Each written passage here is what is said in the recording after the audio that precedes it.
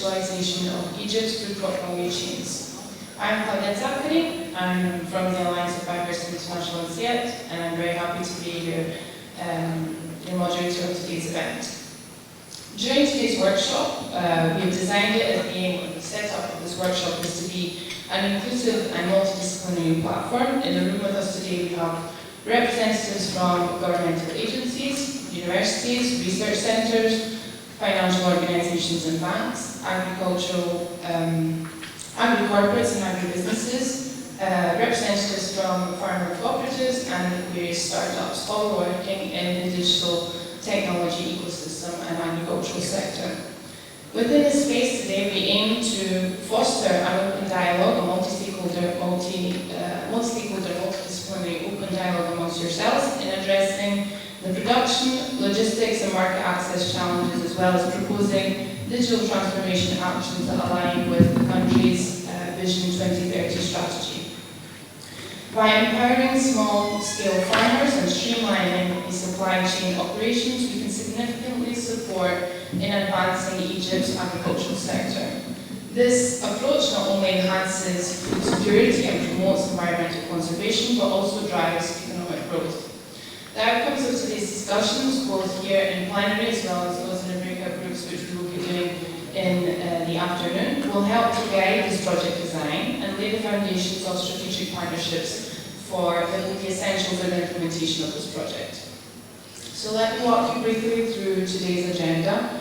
We will begin with opening remarks from workshop organisers.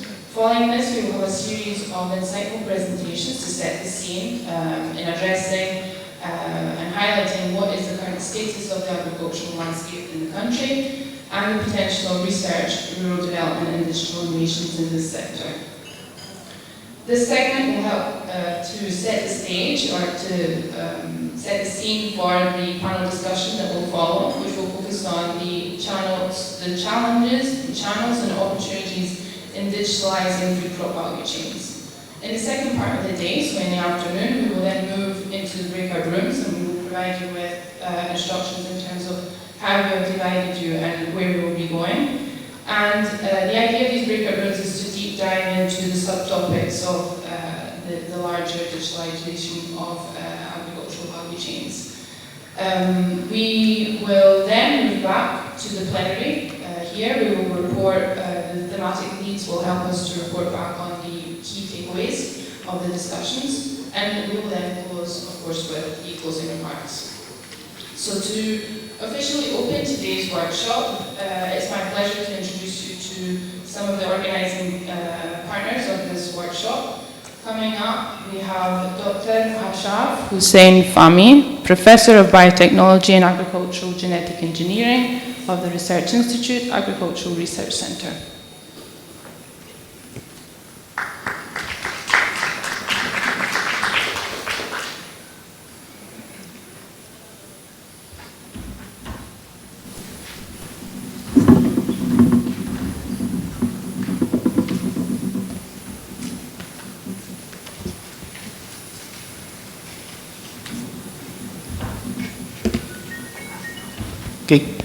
Thank you. بسم الله الرحمن الرحيم. السادة الحضور الكرام، السلام عليكم ورحمة الله وبركاته.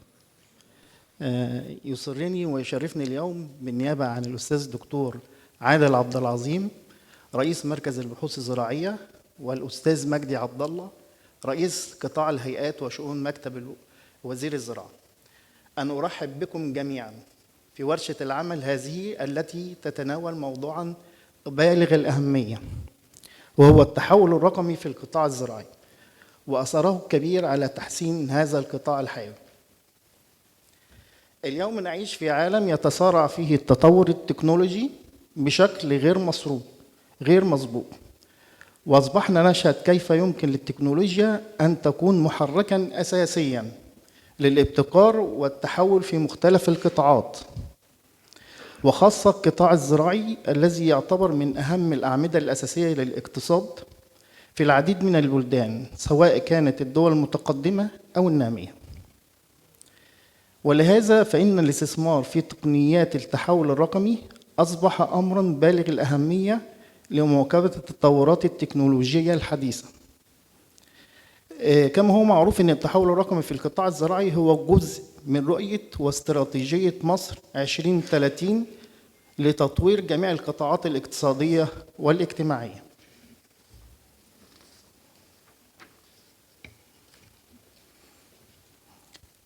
يهدف التحول الرقمي إلى رفع كفاءة الإنتاج الزراعي وتحسين إنتاج المحاصيل الزراعية بشكل أكثر استدامة وتقليل الفاقد، مع الحفاظ على الموارد الطبيعية وضمان الأمن الغذائي للأجيال القادمة.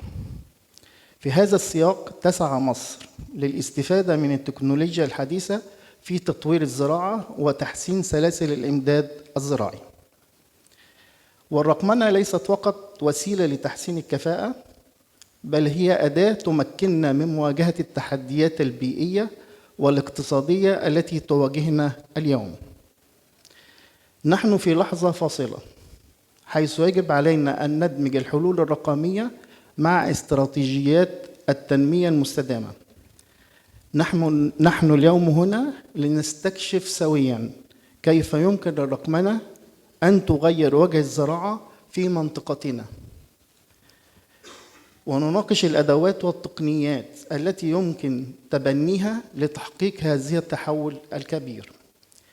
ولا شك أن هذه الورشة ستكون منصة مثمرة لتبادل المعرفة والخبرات وخلق فرص تعاون بين مختلف الجهات المعنية. أتمنى لكم ورشة عمل مثمرة، وأن نخرج منها بأفكار ورؤى جديدة تساهم في تحقيق تحول رقمي حقيقي في القطاع الزراعي. وشكرا لكم جميعا.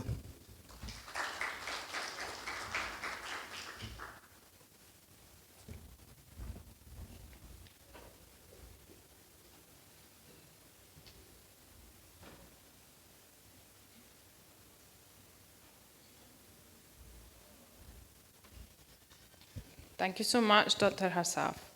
Now on to next, we have Dr. Hani Ayad, CEO of the Innovator Support Fund. Come on stage. Thank you.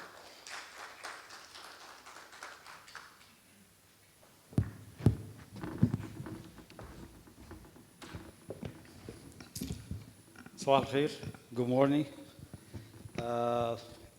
Ladies and gentlemen, I will try to capitalize on my colleague on the strategy of Egypt 2030, which focuses on the digital transformation, especially in the agriculture sector.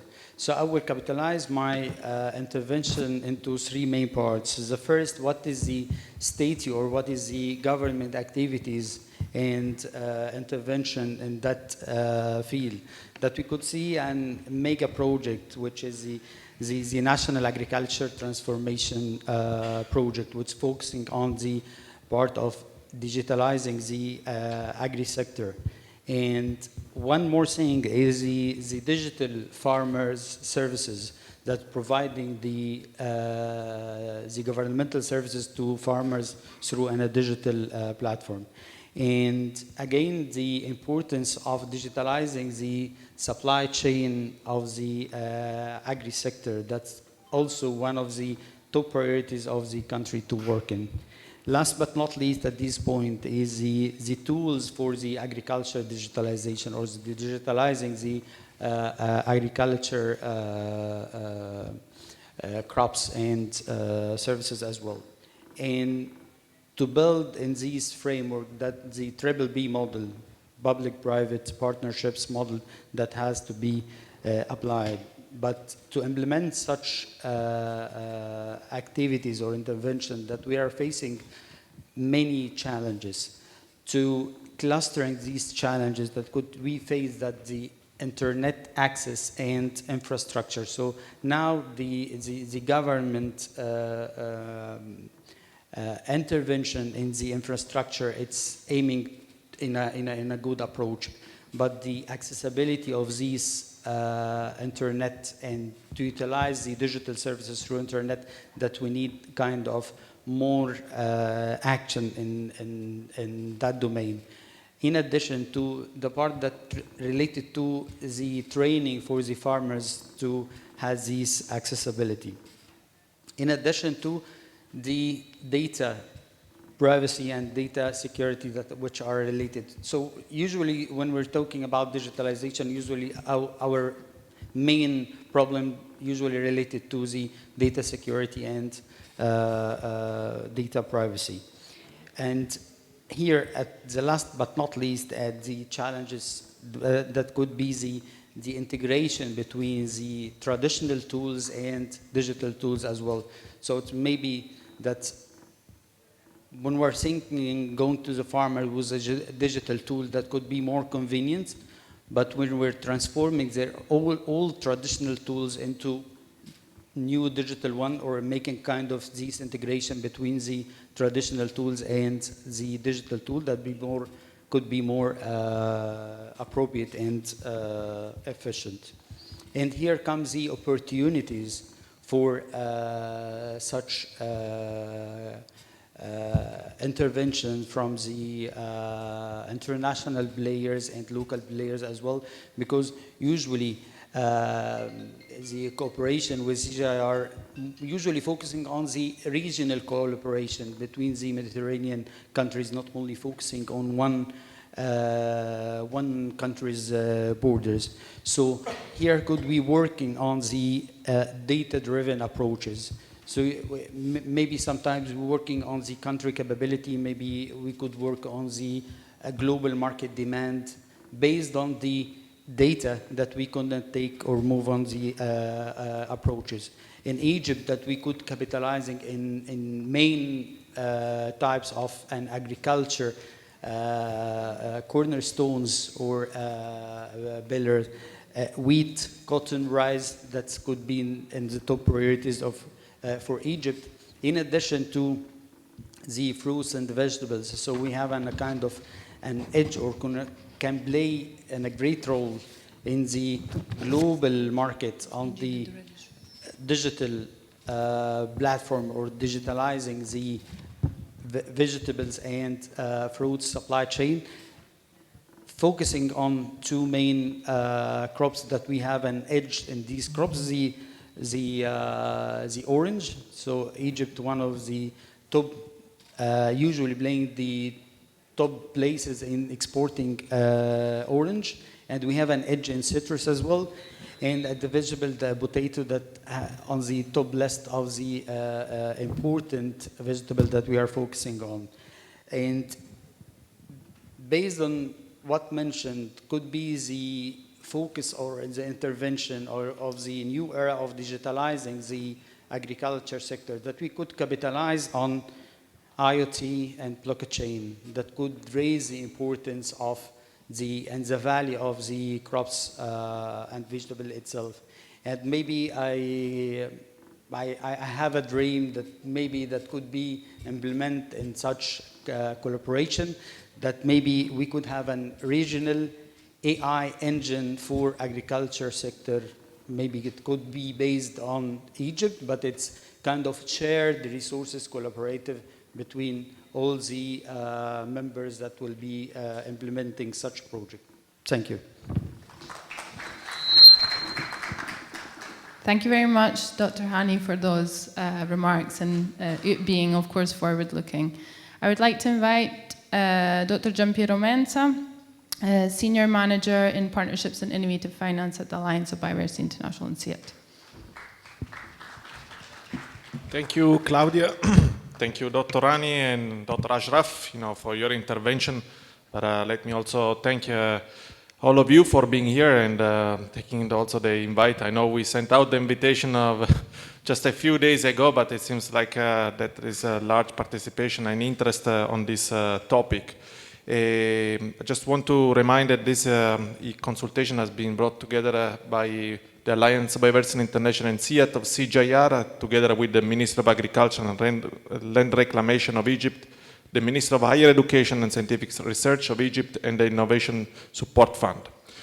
So our goal and my intervention is to better frame today's event, just to better contextualize also the reason why we are doing all this, and why we have invited such a large group of organizations that represents the value chain players. So we are perfectly aware that there is an ongoing effort to digitalize the agricultural value chains here in Egypt. There have been, and there are many different ongoing activities. So for us, it's important to capitalize and learn what are the ongoing efforts and start together to design a new initiative that is bringing something new that can be scaled. So your perspective will be crucial as we will head towards the designing of this new project. And it is important that we understand what are the value chain needs, right? And how these needs can be integrated in tools that can then help, make the value chain more efficient. So the idea is really to build on ongoing effort, connect with the industry players, and learn from your interests also. It would be nice if not only in this first part of the session today, but also this afternoon in the breakout session, you can flag your interest in joining the initiative and the project, and also to share your experience. So today's event is not just this morning, so make sure that you remain involved throughout the activities that will also happen in the evening. So with my colleagues, we will be here, just please approach us and flag, try to talk to us and show your interest. So I don't want to take much time because we have distinguished speakers in line that will give us a background about the context. And thank you again. Looking forward to engage with you later today. Thank you, Giampiero, for setting the scene for today.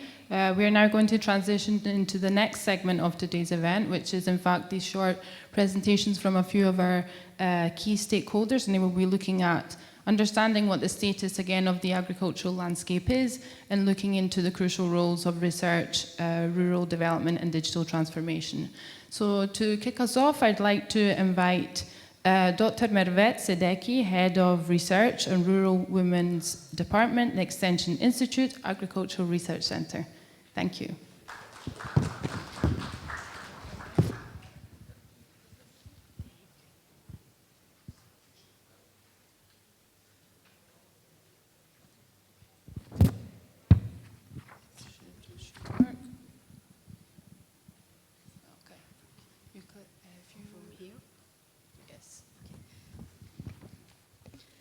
Good morning. If you please let me speak in Arabic because when we talk about women and the empowerment, let me speak in Arabic because when we talk about rural women and empowerment, we need 100 of years, not just a few of minutes to say what the woman need. هتكلم مع حضراتكم من واقع قيامي بتأسيس شبكة المرأة الريفية العربية ومن واقع البحوث عن الرقمنة ومن واقع تدريبي لبعض النساء أو رائدات الأعمال بالمنطقة العربية. لو اتكلمنا على الرقمنة هنحاول ان احنا نقول ان الرقمنة هي أصبحت معبر أساسي لتحويل النساء الريفيات من مجرد التمكين الاقتصادي إلى ما يسمى بريادة الأعمال بقطاع الزراعة. هي أصبحت أساسي في تحقيق أهداف التنمية المستدامة 2030. أصبحت عمود فقري في تحقيق رؤية مصر 2030 الأهداف الثلاثة الأولى المتعلقة بتحسين جودة الحياة وتحقيق الاستدامة البيئية وتحقيق العدالة الاجتماعية والمساواة من خلال التحول الرقمي. فبالتالي لو اتكلمنا على نقطة أن التحول الرقمي أو الرقمنة أو أحد آليات الرقمنة في العصر الحالي وهي التسويق الإلكتروني، أعتقد أنه هو أصبح المنفذ الوحيد لتحقيق تمكين اقتصادي والمرور بالنساء في المجتمعات الريفية إلى ما يسمى بريادة الأعمال بقطاع الزراعة من خلال المخطط البسيط. لو اتكلمت عن التحول الرقمي بمنتهى البساطة هقول إن هو هيفيد في تحقيق الهدف الأول اللي هو تقليل الفقر المدجع، والهدف الثاني وهو تحقيق الأمن الغذائي من أهداف 2030.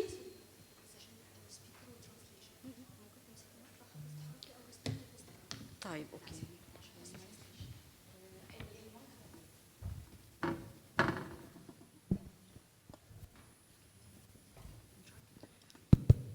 تمام.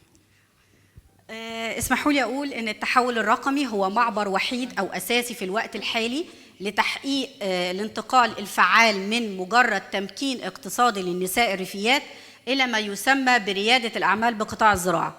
التحول الرقمي أو الرقمنة وأحد آلياته التسويق الإلكتروني، من خلاله هنقدر إن احنا نقول هنقلل الفقر المدقع وتحقيق الأمن الغذائي، وهو الهدف الأول والهدف الثاني من أهداف 2030، وبالتالي بيصب في بوتقة رؤية مصر 2030 الثلاثة أهداف الأولى، ألا وهي تحقيق جودة حياة الأفراد وتحقيق العدالة الاجتماعية والمساواة وتحقيق الاستدامة البيئية من خلال تنوع الفرص، من خلال إتاحة فرص جديدة للنساء الريفيات في المجتمعات الريفية، لأنه بمنتهى البساطة أصبحت التنمية والتحول الرقمي وجهان لعملة واحدة في آن واحد. لا تحدث تنمية بدون تحول رقمي، لأن عندنا رؤية مصر 2030 لإحداثها أو لإحداث بعض غايات الأهداف العظيمة لهذه الرؤية لابد من وجود ممكنات.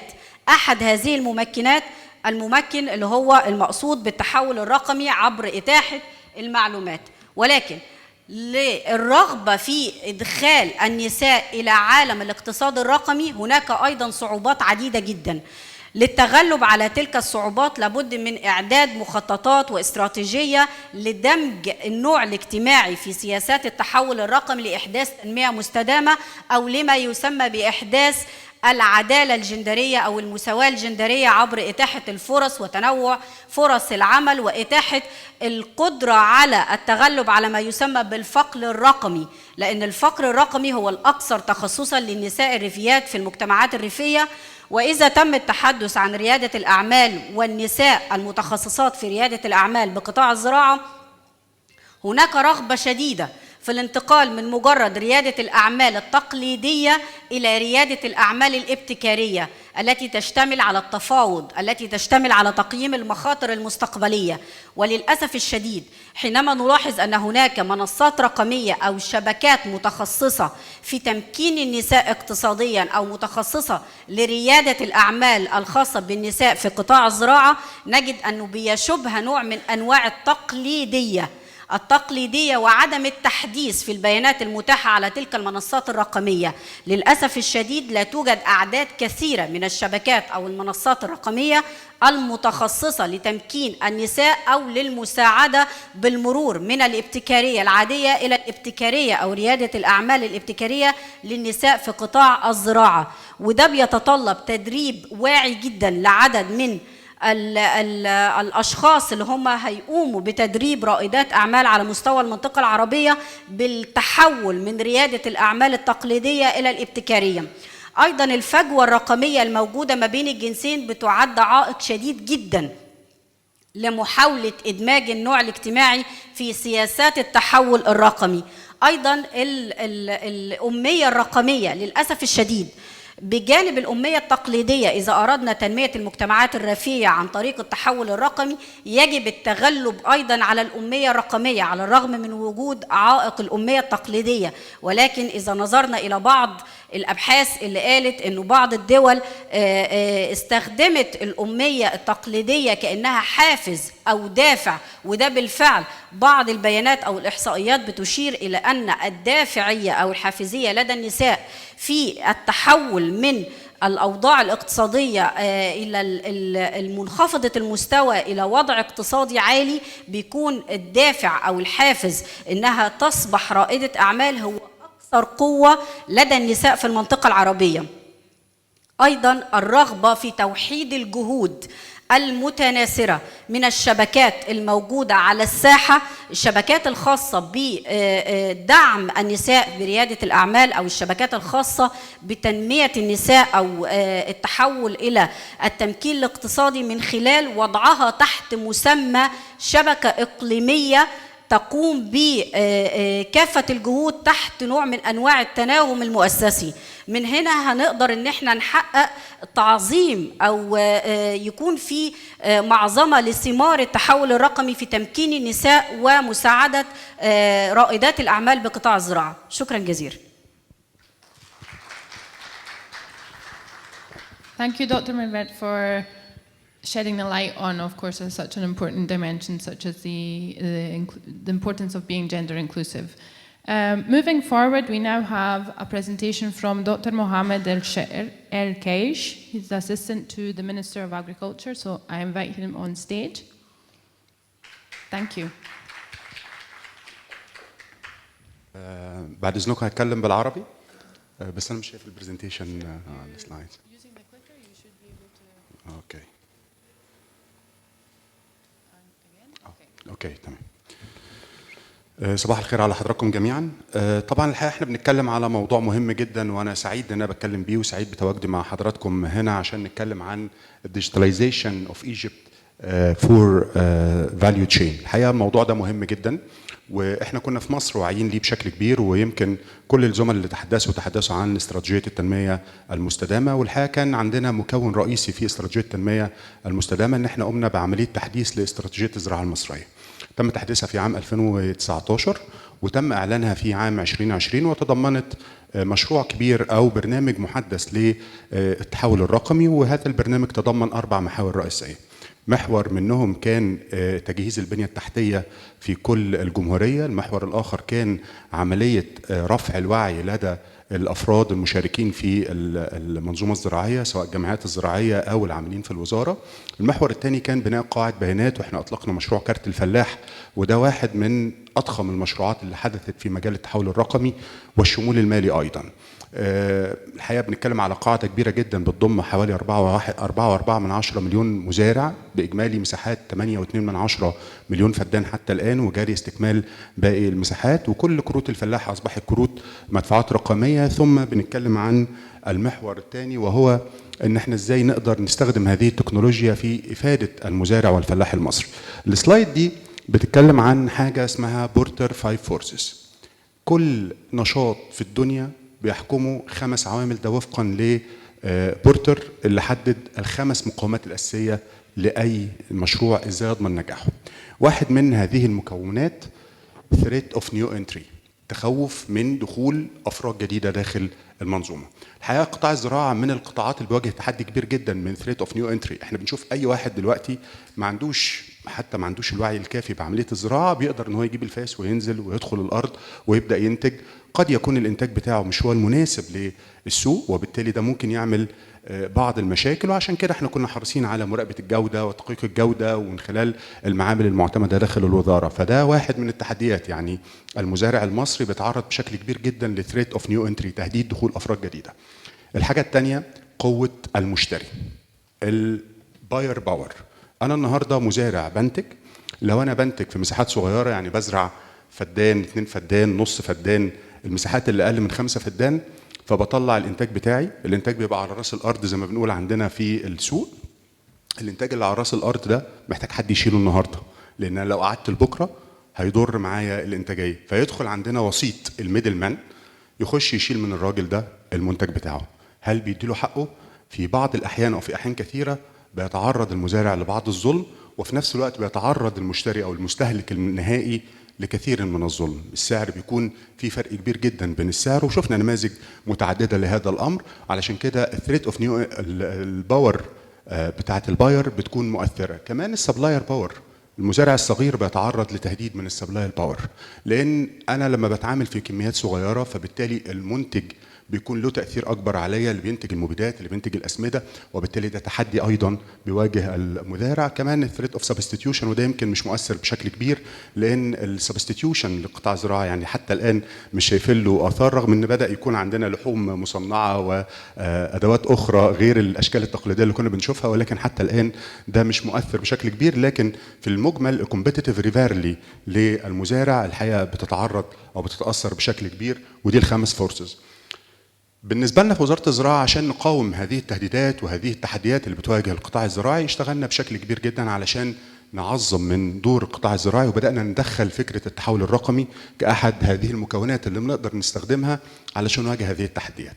زي مثلا ازاي نقدر نربط المنتج او المزارع بقى بالمستهلك بشكل مباشر، ازاي نربط المنتج للمستلزمات الزراعيه بالمزارع بشكل مباشر، فبالتالي اقلل من قوه الميدل مان، وبالتالي برفع من القيمه او بقلل من التهديدات اللي ممكن تواجه المزارع الصغير وانا بتكلم تحديدا على المزارع الصغير، لان المزارعين الكبار او المنتجين الكبار الحقيقه عندهم مزايا نسبيه اكبر من المزارع الصغير في هذا الامر. كمان بدانا ندعم دور الجمعيات الزراعيه، ويمكن احنا بنتكلم على اكثر من 200 جمعيه او تعاونيه زراعيه تم العمل على تطويرها ودخلنا فيها شق التسويق. وكمان ميكنه الجمعيات اللي احنا قمنا بيها، اكثر من 6000 جمعيه على مستوى الجمهوريه تم ميكنتها بالكامل، وبالتالي كل ده ادوات تساعدنا ان احنا نقدر نواجه التحديات اللي ممكن تؤثر على المزارع وخصوصا صغار المزارعين. فعملنا وحده تحول رقمي علشان تقوم بهذا النشاط، وده كان احد مكونات الاستراتيجيه المصريه، وتضمنت عدد من الامور. المحور الاول كان ان انا بعمل ورك فلو او جفرننس للورك فلو، منظومه العمل بنحاول نميكنها بشكل اكبر او بشكل يسهل على الجمهور التعامل معاها. الحمد لله احنا عندنا اكتر من 22 خدمه تم ميكنتها، كل الخدمات الخاصه بالانتاج الحيواني، كل الخدمات الخاصه بالبساتين والانتاج البستاني، كل ده بيقدر يخلصه اونلاين من على النت بشكل بسيط، وده كله تبسيط للمستهلك انه يقدر يستخدمه. الحاجه الثانيه بدانا نستخدم الجي اي اس او منظم المعلومات الجغرافيه. الحقيقه كانت وزاره الزراعه كانت رائده في هذا المجال، ويمكن احنا كان ليا الشرف ان نحصل على سبيشاليزد اتشيفمنت ان جي اي اس من ازري، ودي كانت واحده من الجوائز الرائده، والحمد لله كان من ضمن مشروعات الزراعه، ودي كانت قوه كبيره. وكمان الفورسايت، ازاي نتنبأ بقى، ازاي نتوقع ما سيحدث من المعلومات او من الداتا اللي بتوصل لنا. كل ده بيساعدنا ان انا اعمل كاباسيتي بيلدينج، بيساعدني ان انا استخدم الداتا عشان اقدر اعمل بيها استثمار يخدم المزارع، استخدم او احسن الكفاءه الانتاجيه، احسن من الحوكمه، وابدا اعمل عمليات تنبؤ للقطاع الزراعي. بعض النماذج اللي احنا عملناها، احنا عملنا بعض الحاجات البسيطه في بدايه الامر، كانت ان احنا ازاي نستخدم السوشيال ميديا وازاي نستخدم وسائل التواصل الاجتماعي في انها توصل للمزارع بشكل اكبر. والحقيقه عملنا منظومه او عملنا حمله اسمها ازرع صح، ودي كانت حمله من الحملات اللي تم اطلاقها بالتنسيق مع الصندوق الدولي للتنميه الزراعيه ايفاد. المردود بتاعها الحقيقه احنا نفسنا ما كناش متخيلينه، احنا كنا بنستهدف 300,000 انجيجمنت، احنا وصلنا ل7 مليون انجيجمنت في اقل من 6 شهور. الحقيقه حجم يوضح قد ايه الفلاح المصري واعي وذكي جدا وعارف امتى اروح للمعلومه. يعني الناس كانت تقول لك طب احنا ليه نروح للتكنولوجيا والفلاح بيستخدم التكنولوجيا ومعاه سمارت فون اصلا؟ حتى لو مش معاه سمارت فون، انا لو نسبه 5% بس معاه سمارت فون من بين 4 مليون، يعني بنتكلم في 200,000 ولا 300,000 فلاح، طب ما انا افيدهم بالتكنولوجي وادخلهم التكنولوجي وكمان اطور ويدخل اعداد زياده معايا بشكل مستمر. فدي واحده من ضمن الحاجات. الحاجات الثانيه ازاي نستخدم التكنولوجيا بقى في الماس كوميونيكيشن، ازاي نقدر نفيد الناس. كان ده قبل كورونا كنا بنشوف السيدات والمرشدات والحقيقه الجهد الكبير اللي بيقوم بيه المعهد الارشاد الزراعي والزملاء فيه، ازاي يوصل المعلومه للسيدات. احنا لما جت جائحه كورونا كان في تحدي كبير جدا ازاي نوصل للسيدات، فلقينا السيدات بيقعدوا على زوم بيشتغلوا معانا وبيتفاعلوا معانا وبيوصل لهم المعلومات وبيستفادوا بيها وبينشروها، ودي كانت الاهم. كمان بدانا نستخدم بعض التقنيات علشان احنا بنعمل سبلاي تشين كامله او فاليو تشين بالكامل، فمن قبل ما الحاجه تخش في الارض وكمان واثناء المزارع ما بيزرع بنبدا نعمل له تطبيقات. وعملنا تطبيق هدهد اللي هو المساعد الذكي للفلاح، ان شاء الله احنا بنعمل على تطويره حاليا. كنا حاطين فيه 9 محاصيل رئيسيه بنشتغل عليها، النهارده احنا عندنا 41 محصول بيتم اطلاقها حاليا، وان شاء الله خلال الساعات المقبله او الايام المقبله يطلع الفيرجن النهائيه بتاعته.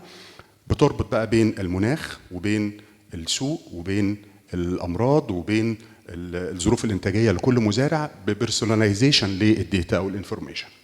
كمان اللاند كودنج، احنا النهارده عايزين نحكم دخول افراد جديده تدخلي انتاج مؤثر او يؤثر على جوده المنتج المحلي. علشان كده احنا بدانا نعمل لاند كودنج، وبمنظومه اللاند كودنج دي بنقدر نعمل عمليه تتبع من اول المنتج ما بيكون في الارض لحد ما بيوصل للمستهلك النهائي في السوق المحلي او في التصدير. ويمكن ده انعكس بشكل مباشر في قيمة الصادرات المصرية، والحقيقة جهد كبير بذل من الحجر الزراعي المصري علشان نقدر نوصل. كان في عام 2024 بنتكلم على حوالي 8.6 مليون طن تم تصديرهم. لو قارنا الرقم ده بريفرنس قديم شوية هنلاقي ان احنا كنا في 2014 يمكن بنتكلم حوالين 4 مليون طن، يعني تقريبا ضاعفنا الانتاج او الصادرات نتيجة عمليات الحوكمة وعمليات متابعة التطوير الأداء. الحاجة الأخيرة بقى، احنا عايزين نربط المنتج او الفلاح بالمستهلك. عملنا بعض التطبيقات زي شاري، زي محاصيل، زي محاصيل مصر. الحقيقه عدد من مزرعتي عدد كبير جدا من التطبيقات، واحنا كنا بندفع بشكل مباشر لخدمه كل رواد الاعمال المتخصصين في المجال التكنولوجيا الزراعيه.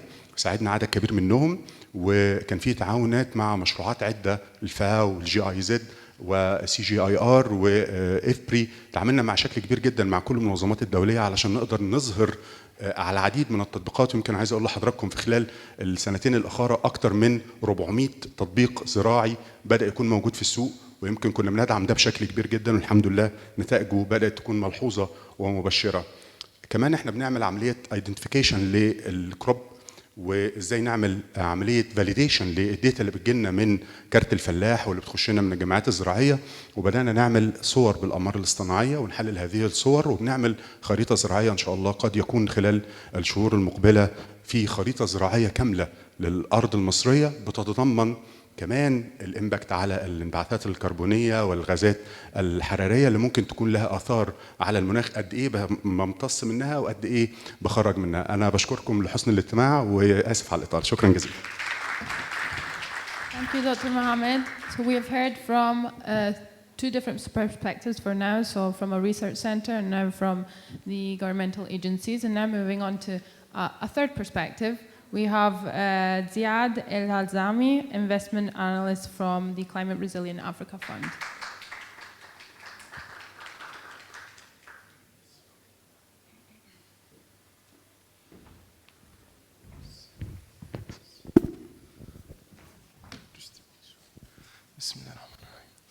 All right, صباح الخير جميعا. Good morning to everyone. First off, I'd like to thank the CGIR team for having me here today. I think I was here a year ago. It seems they're not bored of me yet, so I'm happy to be here again. So let's get right into it. So I am Ziad Al-Hamzawi. I am an analyst at the Climate Resilient Africa Fund, and we are a venture capital fund mainly investing across the agri-space, all across Egypt and Africa as a whole. So with the presentations we might have seen, we might have been focused a lot more on Egypt. This one tends to take a bit of an overall or broader role of Egypt and Africa as a whole in the venture capital and investment space. So essentially we're discussing today what are the current trends we're seeing in the African market, including Egypt of course, and essentially what business models have succeeded in the global north, in North America and Europe that could be replicated here, and vice versa, what works, what doesn't work. So I'll be focusing on four main pillars essentially in terms of the subsectors in agriculture. The first one being, I hope, all right, there we go. The first one being marketplaces and platforms. So as a venture capital fund, we have four main verticals. One of them being marketplaces and platforms, which as esteemed speakers were just speaking today. In Egypt, this is probably one of the most prominent ones that we have today. Marketplaces, what are they essentially? Where you're able to aggregate from smallholder farmers up until the consumer, or as well, you can also include fintech and AgriTech in that space. Moving on, we have supply chain innovations. And this one is quite key. This one applies to every single country in Africa, all 54 countries, an extremely important part of it. We always hear about how Africa has 65% of the most arable land in the world. We have the land where we can grow and cultivate and export, and essentially Africa can feed the world. Yet why is Africa the continent that is the most food insecure all across the globe? And the genuine reason for that actually is that the land that's available for us to grow on is in fact unreachable. The infrastructure simply isn't there. And that's obviously a pro and a con essentially. So as investors, it's a very big problem, but where there are problems, there are opportunities and there are businesses that grow and there are solutions. So essentially being an investor in this space is extremely exciting for us. Moving on to the financial inclusion for farmers. So the agri-fintech we're starting to see is very important. So we've seen the fintech phase more or less grow out in North America, in Europe, in Asia, and Africa as well. In Egypt, we have many different financial technology companies, but now we're focused on agri-fintech. And how come this would apply for the Egypt and Africa as a whole context and not for the global north context. So actually agri-fintech is not that popular in the global north, but rather much more in the global south in terms of the problems that it's trying to solve, and we're going to go into that in more detail. Lastly, on the biotechnology and new food space. So this one is extremely interesting. This one we believe is going to be extremely promising, where we can have alternative protein sources built in Africa, and where we can then reach export markets. And biotechnology, you're able to reach high-grade, high-value markets and attract foreign currency. And I'm going to touch on some of the investments that we've made as well in this space. All right, we need business models that are built for Africa. So maybe when I was here the last time, I always spoke about how we should be replicating foreign business models and bring them into Africa, just replicate the same thing and bring that in.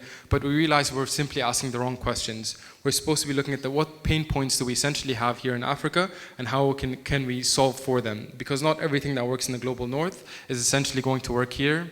It simply doesn't work like that. So the first part of the agri-fintech, when I was speaking about it. So most farmers across the global north, on average, have between 1 to 500 acres. As our esteemed guest as well was just saying, in Egypt we have smallholder farmers that are dealing with around 1 acre to 3 acres. So number one, they're unbanked. Number two, they do not have access to finance, similar to how many farmers across the global north have access to finance. So agri-fintechs, in its essence, is actually quite unique to the world. So it happened in India, it's happened in Latin America and across Asia, but we're seeing now the wave of agri-fintech grow all across Africa, and that's going to be an extremely unique space to invest in.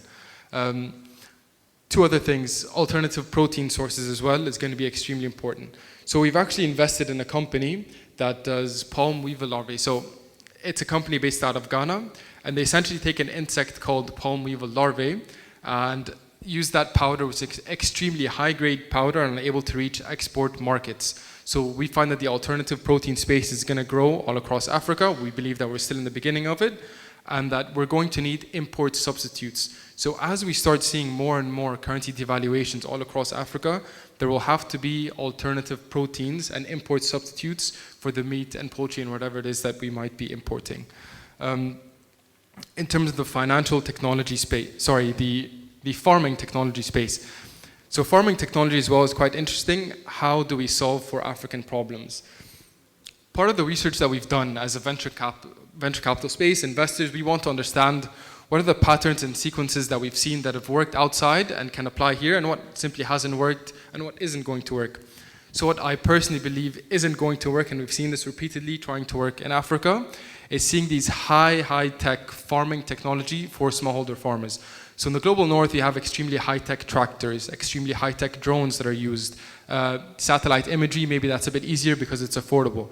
So essentially farming technology, if it's going to be used in Egypt and all across Africa, it has to be underpinned with affordability, number one, and number two, with value per yield for smallholder farmers. If you simply don't have those two things, farming technology does not succeed in the space, and it simply won't. However, there are other models. So like I was saying with the AI spectrometry, one of the companies we've invested in called Vase here in Egypt, are able to do some kind of subscription model where farmers are able to pay a small $2, $3, $4 fee per acre, which then again is affordable and is good for the community.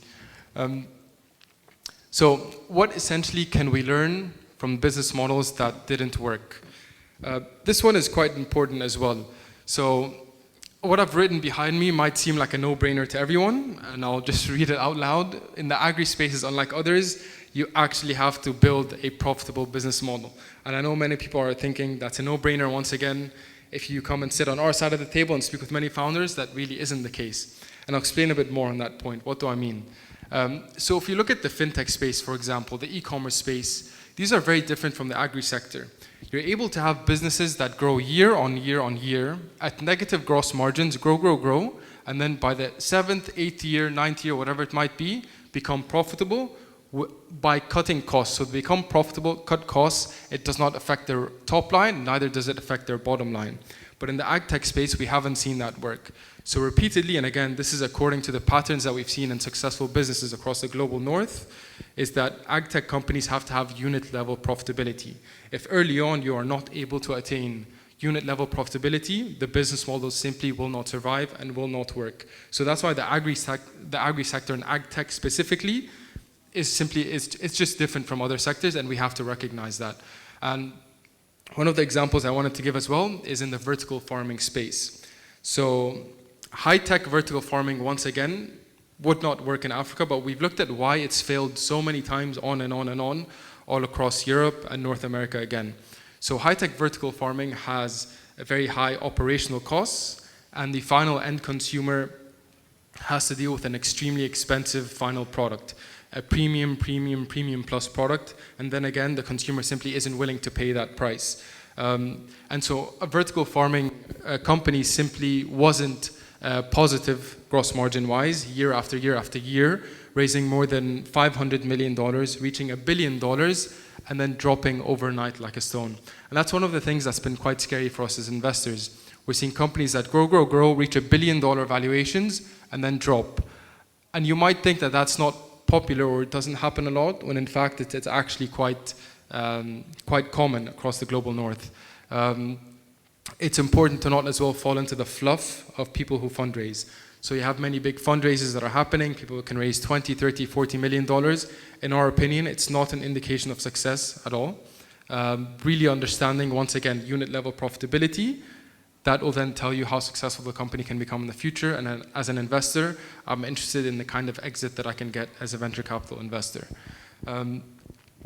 Lastly, another company in the space as well called Indigo Ag. So we've noticed that ag tech companies try to value themselves similar to SaaS business models and fintechs. And early on, there was this kind of hype around ag tech companies going to be the next big ag tech thing. And so we've seen, for example, then a company called Indigo Ag that was valued at $3.5 billion. This is just 2 years ago, raised at a $3.5 billion valuation. And today, that same company is valued at $200 million. It was quite scary, but then again, we really wanted to understand what went wrong here. Why would a company that was valued at so much, at 3.5 billion, suddenly drop to $200 million? And we found two main reasons. Number one, again, it came at the hype phase of ag tech, so people were valuing ag tech similar to they were valuing fintech companies, similar to how they were valuing e-commerce companies, which should have been different. And secondly, was that they were almost 5 startups in one. So the way this company actually grew in valuation was by acquiring different companies in different sectors in the agri subsector. So they acquired companies in the fintech space, acquiring companies in the innovation space, in the agri space, in the biotechnology space. And so more or less, you're 5 startups in one. It's extremely difficult to do just one of them, extremely challenging. And so they faced many, many difficulties in growth, which then resulted with a massive drop. And those are, again, high-level examples of what works in the global north, what doesn't work, and how do we, again, apply the Africa context to this conversation. Lastly, and yes, this is the last slide, I thought I'd give maybe just a quick snippet of our funnel. So at the Climate Resilient Africa Fund, essentially we have funnel all across Africa. We currently have 900 plus deals, hopefully reaching 1,000 plus deals in the coming month or so. And just giving guys some statistics and trends that we're seeing in the market across Northern Africa, East, West, and Southern Africa. And so what we've been seeing is that we've seen a trend in farming technologies. So in North Africa, the majority of startups that we're seeing are in the farming tech space. So you have people that are trying to do high-tech tractors, you have people that are trying to do satellite imagery for farmers, and the second one that follows that actually, well, 2 things together, is the biotechnology space and the supply chain innovation. So those three things are really tied together, but then again, North Africa, farming technology. When we're looking now at East Africa, Southern Africa, and West Africa, we find that all 3 of those regions technically solve for marketplaces. So it's platforms and marketplaces that are working all across these sectors. And this kind of gives you a sneak peek of what kind of problems these regions are suffering from and what they're trying to solve for. And again, the marketplaces and platforms is going to be extremely key into developing these other regional spaces in the agri-fintech space and many others. So with that, I won't take too much more of your time. Thank you all for your attention, and I look forward to the event later on today. Thank you. Thank you, Ziad. And thank you to our three speakers on, three different presentations looking at three different perspectives of the same topic. So we had the gender component, we then had what the government is doing in terms of its digital transformation strategy, and then of course we had Zayed's presentation from a fund's perspective. So moving on to today's next segment, we have a multidisciplinary panel discussion that will explore the challenges, opportunities, and the policies that are shaping the digital transformation in Egypt's food crop value chains. Moderating the session, we have Dr. Mona El Kaiser, who is the focal point of the Minister's Technical Office. So I invite you on stage, and I will pass the mic on to you. Thank you.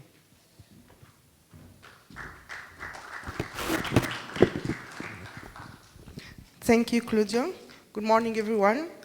I would like to introduce to come to the stage Mr. Rami Boujuda, Dr. Ala El Qadi, General Manager of Research and Development Technology Center, and Mr. Rami Boujuda, COO of BreakoutTech, Mrs. Francesca Alliance of Diversity International, Ms. Hamis El Gabri, Program Manager at Muzera Farmer Partner Company, Professor Osama Rais, Chair at Arab Organization for Agricultural Development, and Professor Alia Ahmed Chanab, Nutrition Public Health Advisor and Adjunct Lecturer at American University in Cairo.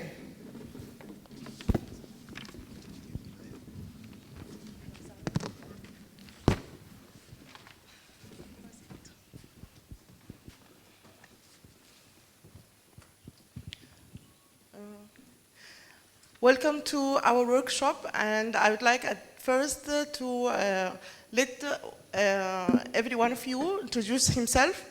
Okay, let us start with. Hello everybody, my name is Rami Boujoude. I'm the COO of AgriTech, and I'm based in Beirut, Lebanon, but AgriTech supports innovation and entrepreneurship across the MENA region. We've been in the space of AgTech innovation since 2016 and have been running programs to support innovation and entrepreneurship from idea stage all the way to internationalization. Thank you. Thank you. Assalamu alaikum. Osama Rais, Chair of Agripreneurship and Advisor for Digital Transformation in the Arab Organization for Agricultural Development. Good morning, everybody. Thanks so much for having me here. My name is Francesca Grazioli. I'm a scientist for the Alliance of Biodiversity International and SEAT. I am based in Rome. My background is in economy. I am an economist, and I'm focused my work on value chain, especially in the Sahel. Thank you. Thank you. Hi everyone, I'm Hamis El Gabri, Head of Grants and Partnerships, managing the projects related to development in Muzera, and one of the founding team members of Muzera, which is an agri-fintech startup operating in Egypt. Thank you. Thank you. السلام عليكم. دكتور علاء القاضي، معهد بحوث تكنولوجيا الأغذية ومدير مركز تكنولوجيا البحوث والتطوير. Hi everyone, good morning. Here is Alia Ahmed. I'm a clinical nutrition adjunct lecturer in American University in Cairo and a developmental professional. Yes. At first, I would like to know that.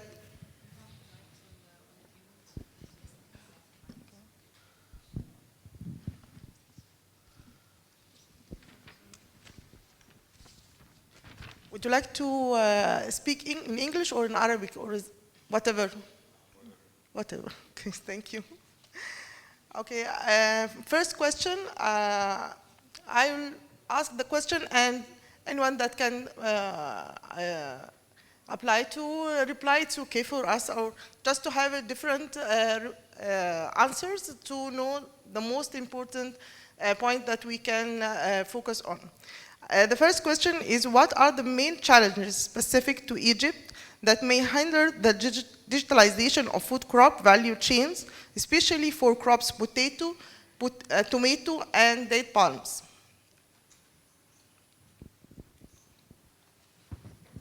وانا هكلم من ناحيه الفود سيفتي. اوكي.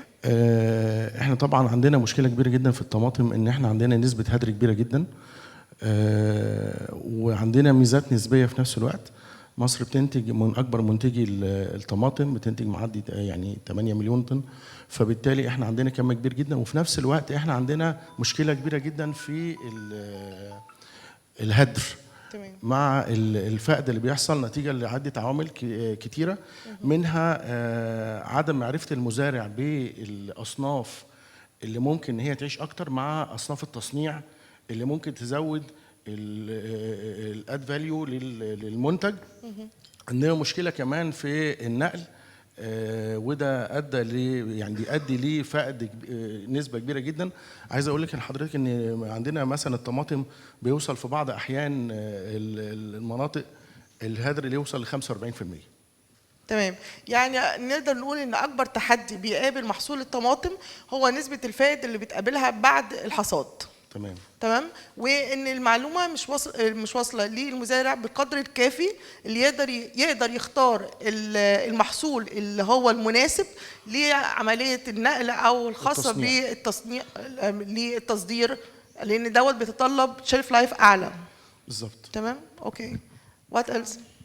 I might add a point here from a digital or digitalization perspective. There are a couple of challenges I might highlight two.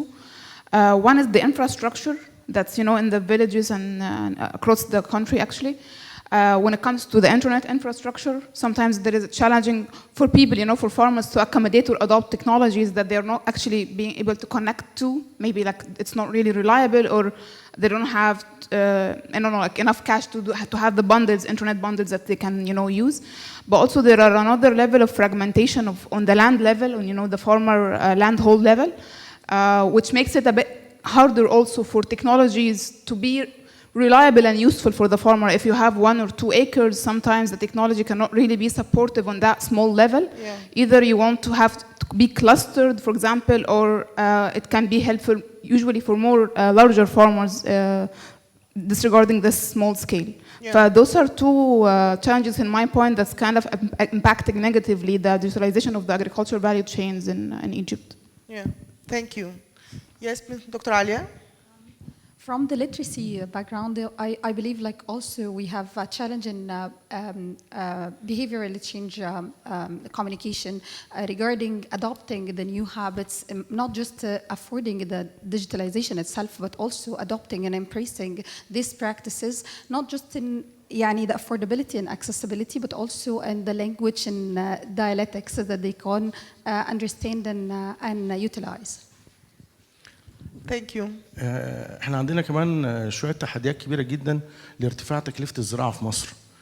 تكلفه الزراعه في مصر مش رخيصه. اول حاجه بدايه من ثمن الارض في مصر غاليه جدا، لتكلفه العمليات الزراعيه، لتكلفه الري، لتكلفه الاسمده والمبيدات. فالتكلفه عندنا تعتبر عاليه جدا. يعني عايز اقول لحضرتك ان مثلا ان ثمن الارض مثلا في مصر لما تيجي تقارنيها بشرق اوروبا هتلاقيني في مصر هنا اغلى كتير جدا. لما تيجي تقارني مثلا عمليه الري في مصر بشرق اوروبا هتلاقي هناك اساسا بيعتمد على المطر، فبالتالي مفيش تكلفه. احنا هنا لازم يبقى في مصدر للميه، ولازم يبقى في طاقه بيستخدمها عشان يروي، بالاضافه طبعا للعماله اللي تكلفتها ما بقتش قليله في مصر. فعندنا تكلفه الزراعه في مصر اوريدي تعتبر عاليه مقارنه باماكن كتير جدا. Okay. Thank you. When it comes to digitization challenges, I think there are multiple levels of digitization. What we saw before in the previous presentations, we've had discussions around literacy, digital literacy, which is a major component. So definitely infrastructure is one, but digital literacy is two. When we talk about digital, we talk about different levels of solutions. So when we talk about farm management, for smallholder farmers, it becomes challenging. Remote sensing becomes challenging for smallholder farmers. Market access is also an important area that needs to be developed. But again, the size of the farm is tricky. So digital alone cannot solve everything. It's a comprehensive approach to integrating digital in practices like clustering farmers, like looking at extension services that would bring in digitization into the market and so on. So there are opportunities, but challenges also lie on the ecosystem as a whole where farming happens. Yeah, thank you. Okay. Like my colleague, I would like to differentiate between digitization and digitalization. Okay. So when we speak about digitalization, mainly we mean at a grassroots level. In the farm, maybe IoTs and some kinds of low-level process conversion.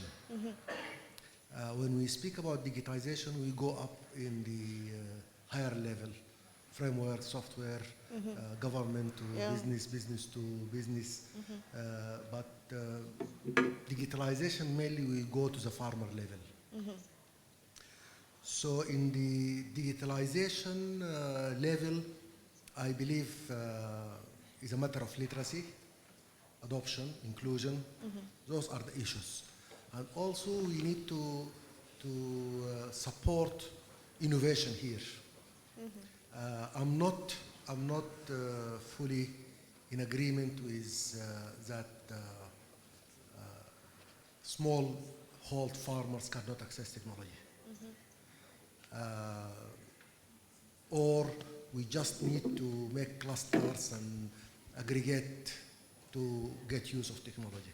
Yes, this is an approach, but this will not solve all the problem. So we need also to make a track on supporting innovations that will bring technology for small farmers. And now developments in technology, you can have IoTs, you can have drones, you can have everything that can work on an acre level. Yeah. So how we support innovations on this level, have startups that works on a small level. Like now, the sharing economy, the sharing platforms have solved this in regard to just rooms, a car, even a motorcycle can come into the process. So sharing economy platforms can solve and work on, it is a clustering approach, yes, but you don't need to make physical clusters. The second level, we speak about digitization. Then here comes the challenges that are inherent in the market, which are licensing, infrastructures, all these issues. And can we make a kind of a support environment that will help the agribusiness digitization frameworks having to benefit from support of the government, not having the same route like licensing for other purposes? This would be of great help. And then we go like Dr. Hani just introduced about the AI. Here we go to the level of the intelligentization. And here comes at the policy level, mainly, or trying to find best solutions for supply chains. So these all about also like the value chain modeling, which will help a lot in improving the whole process. Thank you for your valuable comments. There are many challenges that faces digitalization for food crops value chains. And we hope that at the end of this workshop we can put some point that how we can face these challenges and some solution to solve these problems. Okay, thank you. For the second question, how can we improve the infrastructure that is necessary to support digital integration of Egypt's agriculture sector to ensure access to digital tools and technologies for smallholders, farmers across different regions in Egypt? Of course, these challenges, you can suggest some points how we can improve this infrastructure, especially for smallholders, farmers. أنا هتكلم على محصول التمور.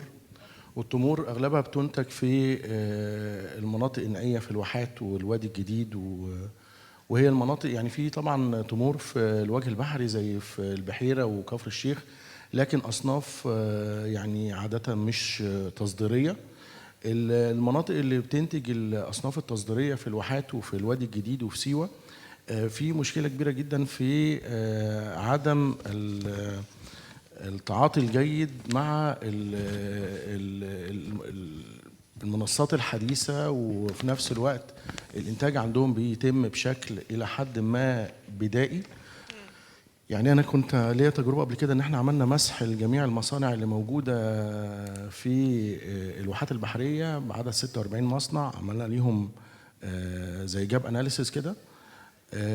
في مشاكل كبيرة جدا في المعرفة بالأصول الحديثة للصناعة. يعني كتير جدا بيستخدم معدات قديمة، وقد يكون هو لسه عاملها دلوقتي بس بالديزاين قديم. والمعدات دي ممكن يكون ليها يعني تأثيرات سلبية على المنتج وعلى استخدام الطاقة.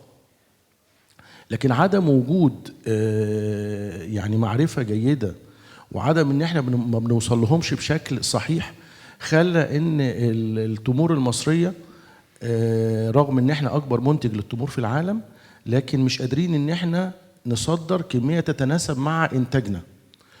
وده بسبب ان احنا لغايه دلوقتي صغار، يعني سواء كان المزارعين او الناس اللي مجهزين محطات تجهيز بتعتمد على الكيف، بتعتمد على الكم وليس الكيف.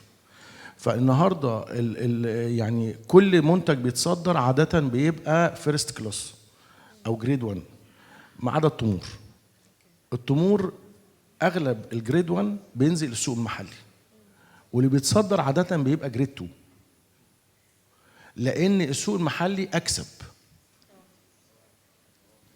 يعني أفضل لهم إن هم ينزلوه السوق المحلي عن إن يصدروا، لأن هو مش عارف سكة كويسة للتصدير، بالإضافة إن هو كمان السعر اللي جاي له مش عالي.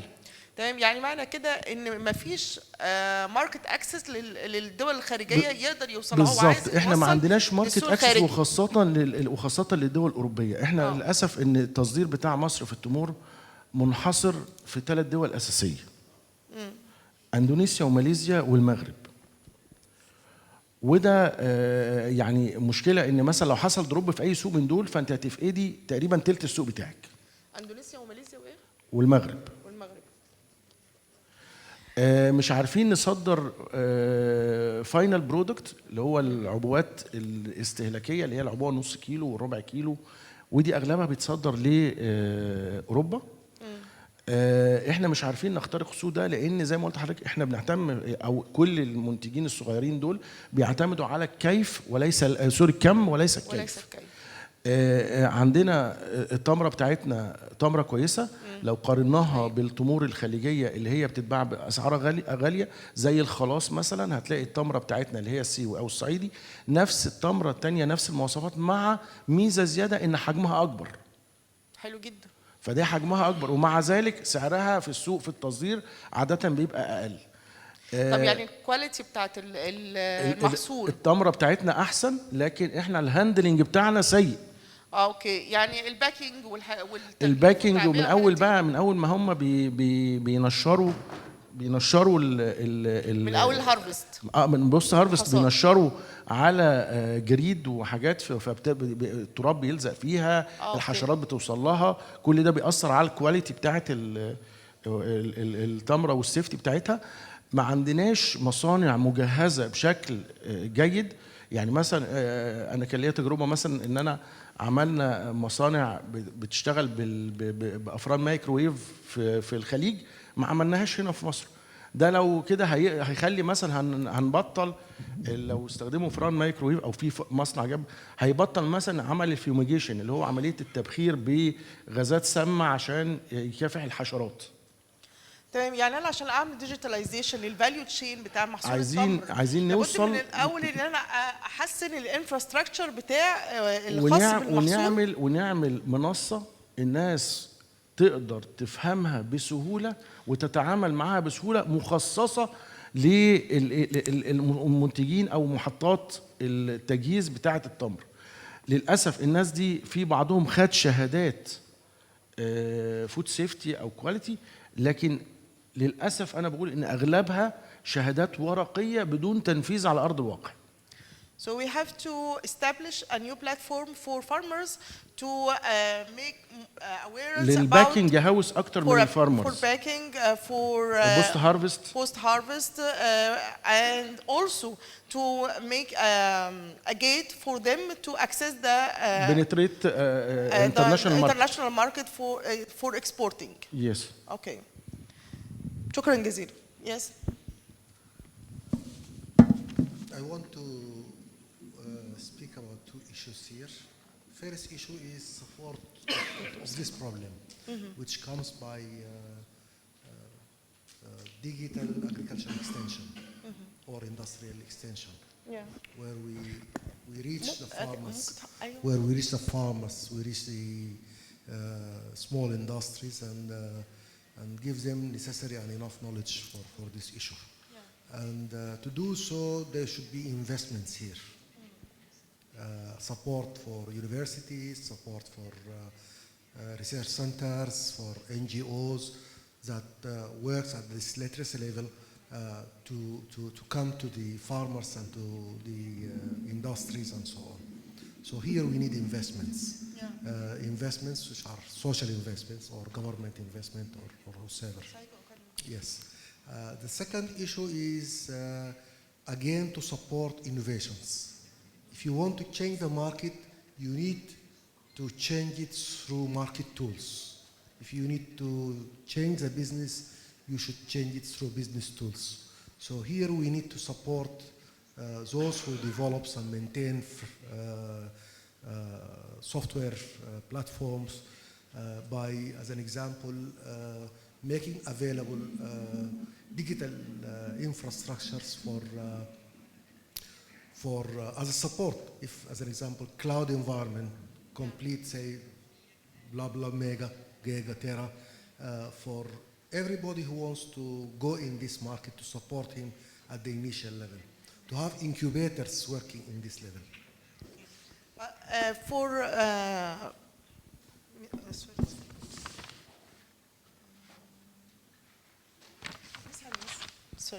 Ms. Hamisa is from Muzara application, and you already have in your application, you have access to market access. You help the farmers to sell his crops before he harvests it. He can make a contract through your app, and you help him to sell his the crop, or even if someone would like to buy, he can go through your application and buy crops.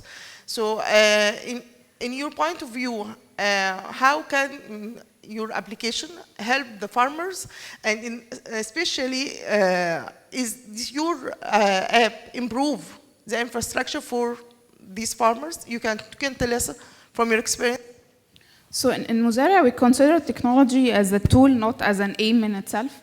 So we're using the technologies, which is the mobile application or others, as a way to reach the farmers in order to, to add this value or to give them the value that they need. So in Muzara, the value we're providing to the farmer is mainly, as you mentioned, the access to market, which is connecting them to business buyers for export usually, or even for processing in Egypt. But also adding to that, we have multiple services that we support them with technology, which is agronomy support, either digital agronomy support or on-ground agronomy support. And the on-ground is always something that you need to have in Egypt right now, because the full adoption of digital solution is not yet, present. So you need to have a team on the ground working with the farmers, touch base with the farmers when it comes to the challenges that they face, etc. But also we're supporting farmers with access to banks and financial services. So those are the services that we're doing around the farmers, but we cannot rely on the application solely right now. So far in Egypt, to make sure that the farmers are actually getting the service. No, we have to add, the other elements of human interface so far, because as we mentioned before, the literacy is a bit, it's a challenge. Also, not all farmers can actually use the technology itself. However, we're making sure that they are using it from the perspective of monitoring the application services, because the farmers need to see the transaction, the payment, etc. to the application. And whenever they have a problem, they call us on the customer service. We have a call center, and they mention that we have a problem. It's in 1, 2, 3. So that's an evidence that they actually seeing the value of the app, because it's easy and they can, log in anytime to check their delivery schedules or payments, etc. But we cannot solely rely on this application only to penetrate the market. We need to have, the hand in hand with the manual operations still. Yeah, yes, thank you. But my question is, how can, as Dr. Hani said that until now, the farmers of date palms still doesn't know how to access the market, the international market. So, but we have already a platform like Muzera, and it has already this access. Why you don't reach to these farmers to aware them about the Muzera application and how they can use it? You said that it's already that you did that, but not all the crops. Exactly, this is not all the crops. Muzera is working from the demand side, from the demand perspective. We're having the contracts first with the off-taker, with the business buyers, and the crops that they're interested in. Okay, so you focus on main crops that you are working on it, or you just start with vegetable and then you will make shifts to another field crops and so on? Exactly. We started with horticulture, mainly cash crops like, peppers, then onions. Sometimes we will, of course, do sesame and also strawberries, but also we can expand in other crops. But this is also depending on our own capability into expanding into new value chains, because you need to have the information and the knowledge in your own team, to be able to expand into new value chains and new crops. And we started with these crops as for now. Okay, that will make me to ask the next question. Nowadays, the public-private partnership are fully supported from the government. So how we can research centers, the government and the private sector collaborate together to enhance innovation of Egypt's food crop value chains? How do you think that we can cooperate together to enhance this field of digitalization? What do you want from government and research centers to cooperate with the private sector? I believe serving SDG 17, the collaboration and partnerships, and starting with consolidating our efforts, private sector, developmental or NGOs, and of course the policymakers and scientific arms are a main key for helping smallholder farmers and finding the digital platform really we can utilize it. It means that if we add our perspective as academics or researchers without being in a partnership with the private sector and the NGOs who are supporting the smallholder farmers on the ground, like Dr. From the ministry already emphasized in the first, emphasized in the first part of the day, and also to link the whole efforts, because we have more than 400 now applications for smallholder farmers, but it doesn't work that we know which for the specific or the sensitivity of the service for the smallholder farmer. So the consolidation of partnerships is a key, as I mentioned. Yeah, thank you. Yes. Well, when we look at the initiatives that are taking place and the importance of ensuring digitization goes across the value chain, we've seen in the previous presentations activities done by the government that are non-for-profit but are, making available digital services and digital knowledge across different players. We see from the private sector initiatives the work that is being done, for example, like Muzera, where the digital market platform is there to facilitate the linkage, eliminating the traditional middleman and ensuring transparency in the transaction is also important in digitization. What I see of PPP is how can we facilitate investment into innovation in digital? How can we bring digital into facilitating the knowledge of science and engineering into the process? So for example, when you look at the startups that were supported through the AgriTech for Egypt program, we've had a number of scientists that were there, and they used technology as a tool to be able to translate science into solutions that could be shared with the agriculture communities. And I think that's very important. Now, when you look at accelerators, when you look at intellectual property being generated at universities, when we look at funding that would come in at such an early stage to make sure those viable solutions could scale, when we link the private sector players and identifying their market needs, like Muzara did, for example, in terms of meeting the pain point of the market, ensuring that the supply is being sourced properly, is also part of the deal. Looking at the digital landscape, when you look at the platforms that are out there, when we look at the traceability of the interactions of the farmers with the market, there's also the possibility to use digital to ensure that the farmers have a credit-worthy track record. So through digital platforms, for example, we're able to make sure that the farmer who has been producing quality, the right quantity, and is reliable, even though he's unbanked, we can make sure that he is traced, and that would help ensure access to finance. So looking at the full circle ecosystem and traditional way of doing business, while integrating digital platforms and digitization of the sector, transparency would definitely accelerate the process of the economical activities, and that could lead to a faster, more competitive and more innovative sector that could push the whole economy forward. Yes, sure. I believe that the nowadays government knows the importance of making digitalization in all sectors, not only in agriculture. And we here in Ministry of Agriculture, we already have units that are working in the Brown Root project that are working on its digitalization units that are follow up the potato crop, starting from planting until the harvest, and they can follow up through their digital unit from the screen. They can see that if this harvest has any problem or diseases or something like that, they can determine the place and the area of the problem and inform the company or the farmer that he has a problem and they have to deal with it before it be a crisis from him. So it is very good to do in all fields, not only in potato but also for all the other crops. And I believe that as a government we encourage to invest in this issue.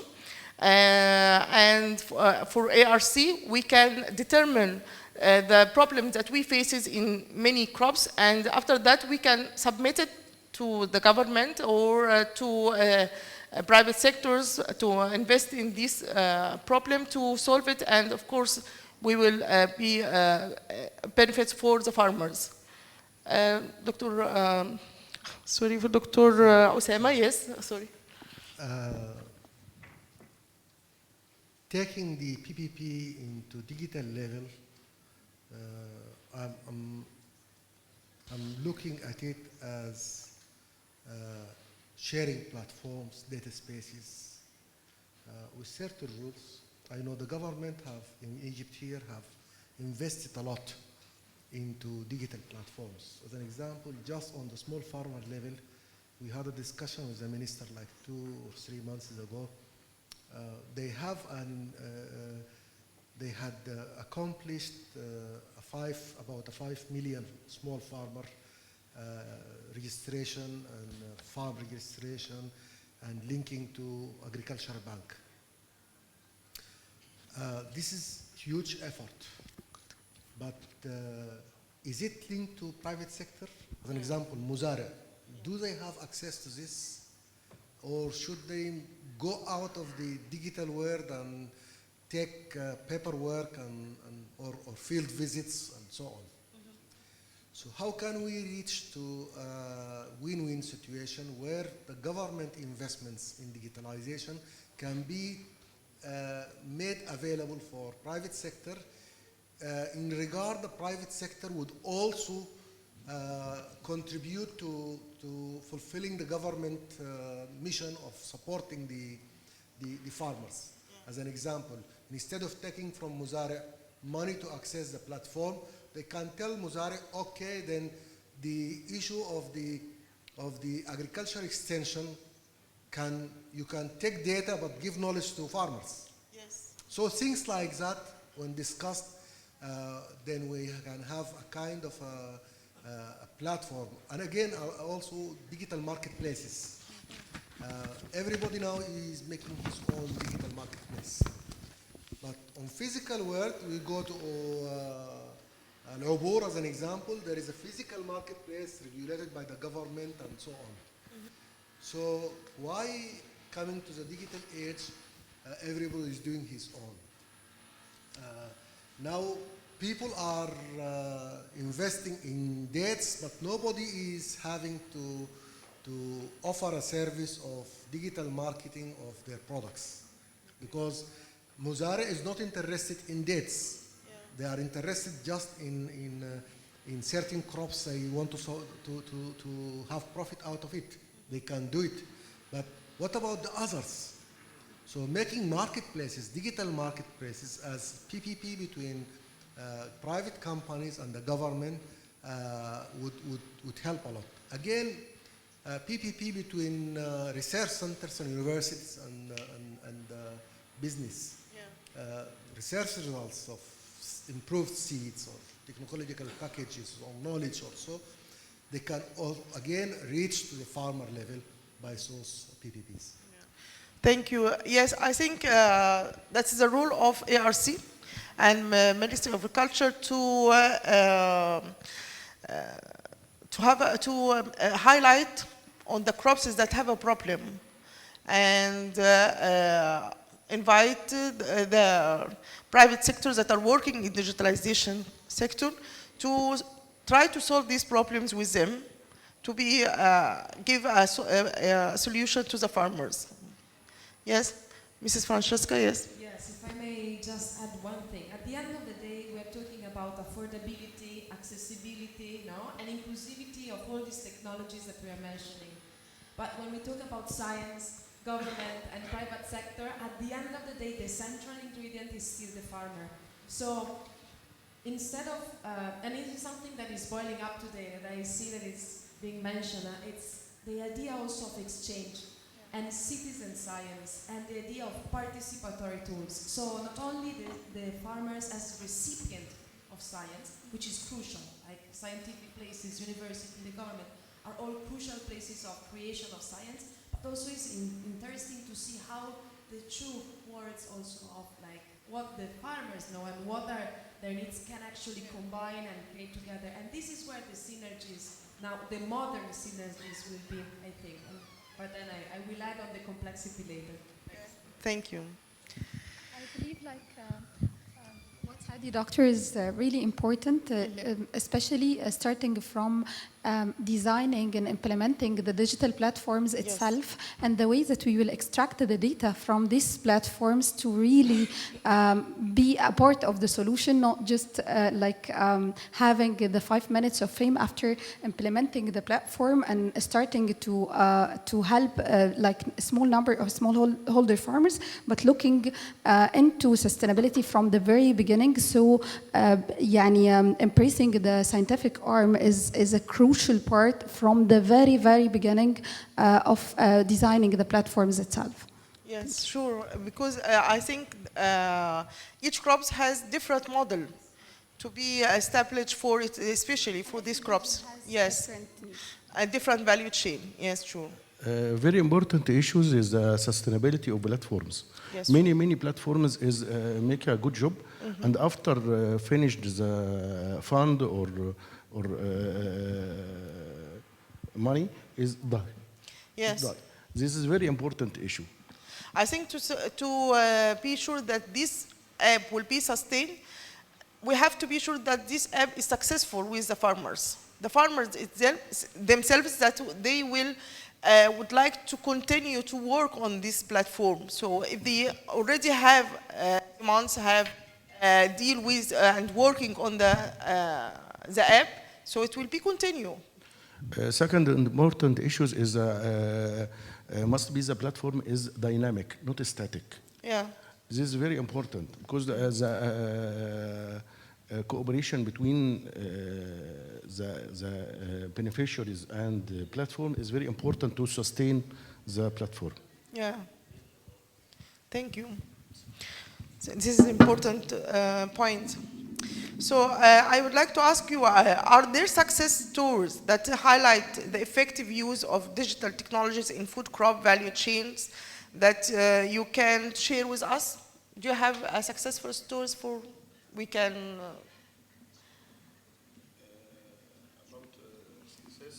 Yes, as a platform that we already have a successful stores that this platform help the farmers. Success in المفيد ان في الاغذيه والزراعه معانا الدكتور عادل يعني كان هو الليد في الموضوع ده واحنا كنا بنساعده يعني مشاركين معاه وده طبعا يعني مثل ان هو برضه سستين يعني اكيد يعني يشرفنا ويقول لنا تجربته. دكتور اهلا وسهلا. اتفضل.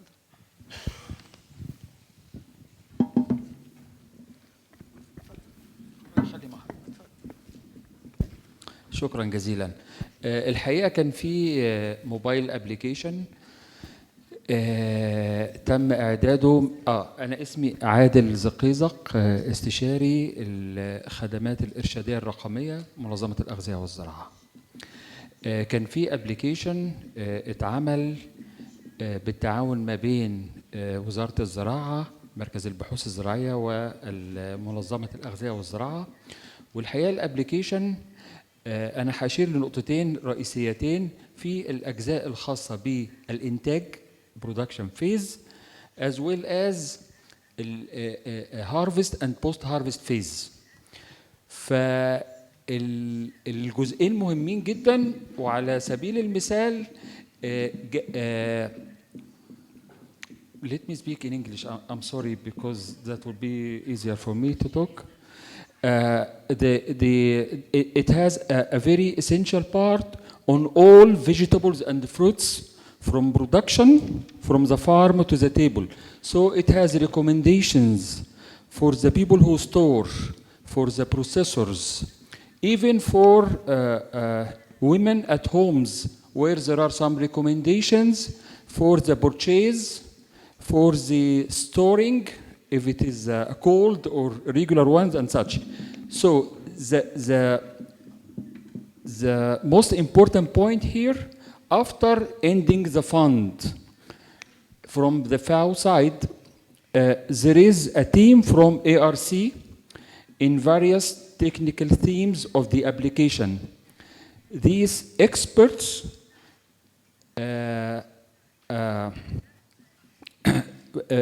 prepare and share monthly recommendation in each theme. And this is continued from the launch of the app in the first version of it in December 2019 until now.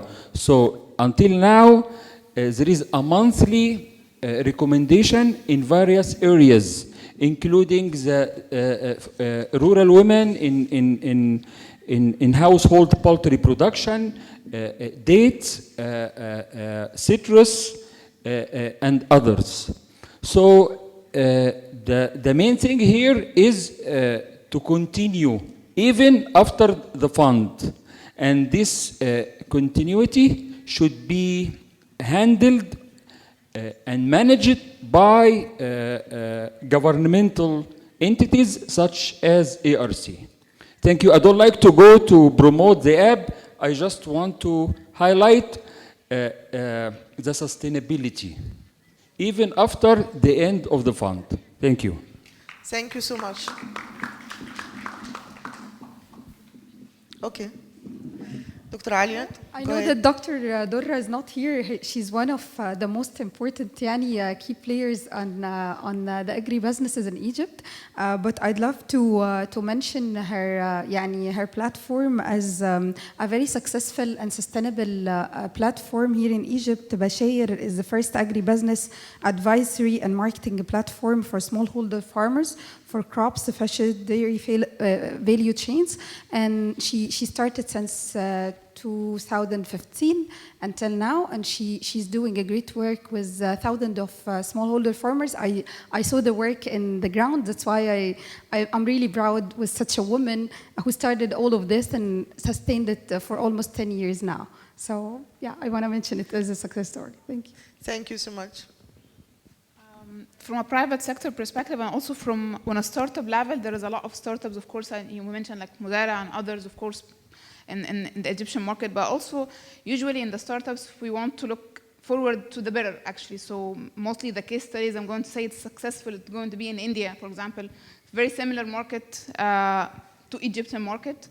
Very similar farmer to the Egyptian farmer, yet they're having technologies that's adopted by millions of farmers, which is actually a very success story. We can mention the hat, and of course there are Ninja Cart and other examples that's, I'm not sure about the continuity of the businesses in some of these applications, but also in Kenya there are Apollo Agriculture and others. So I can see there as a solution that maybe we see the potential now in Egypt, because now we're kind of an early stage in Egypt rather than the other that maybe have been in the market for years. But since this is already validated that's working in other countries that say that it can work actually in Egypt, but it needs more of a potential of collaboration, as you were mentioning in the previous discussion of the private-public partnerships. We cannot work in isolated islands to reach a goal. It has to be a collaborative effort to be able to reach this type of level of adoption and the awareness in the market. Thank you. Thank you. I would like to share. I would like to share 3 success stories I have witnessed here in Egypt.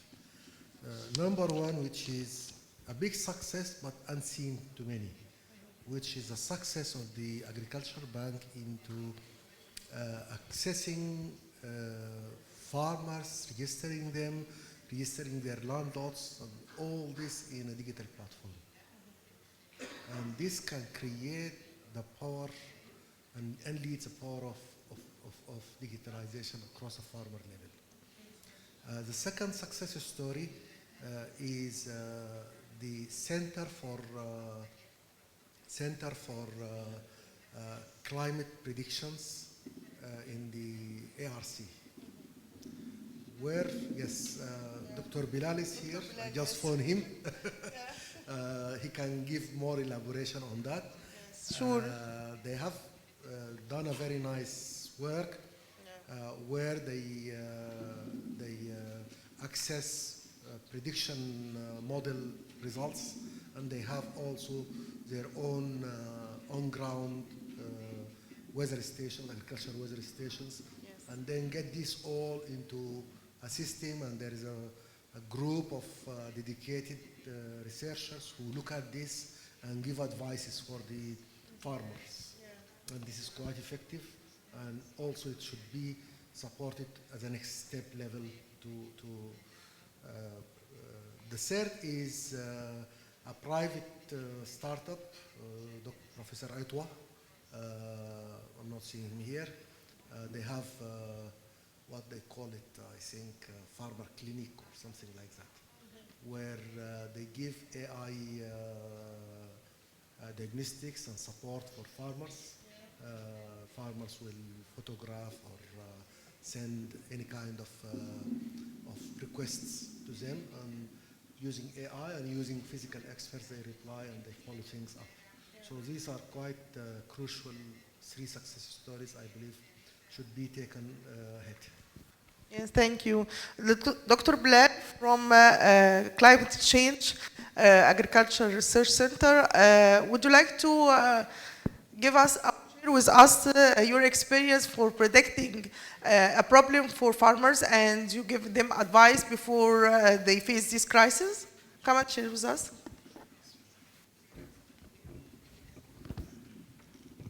Good morning, everybody. It's a pleasure for me to talk with you about our success story.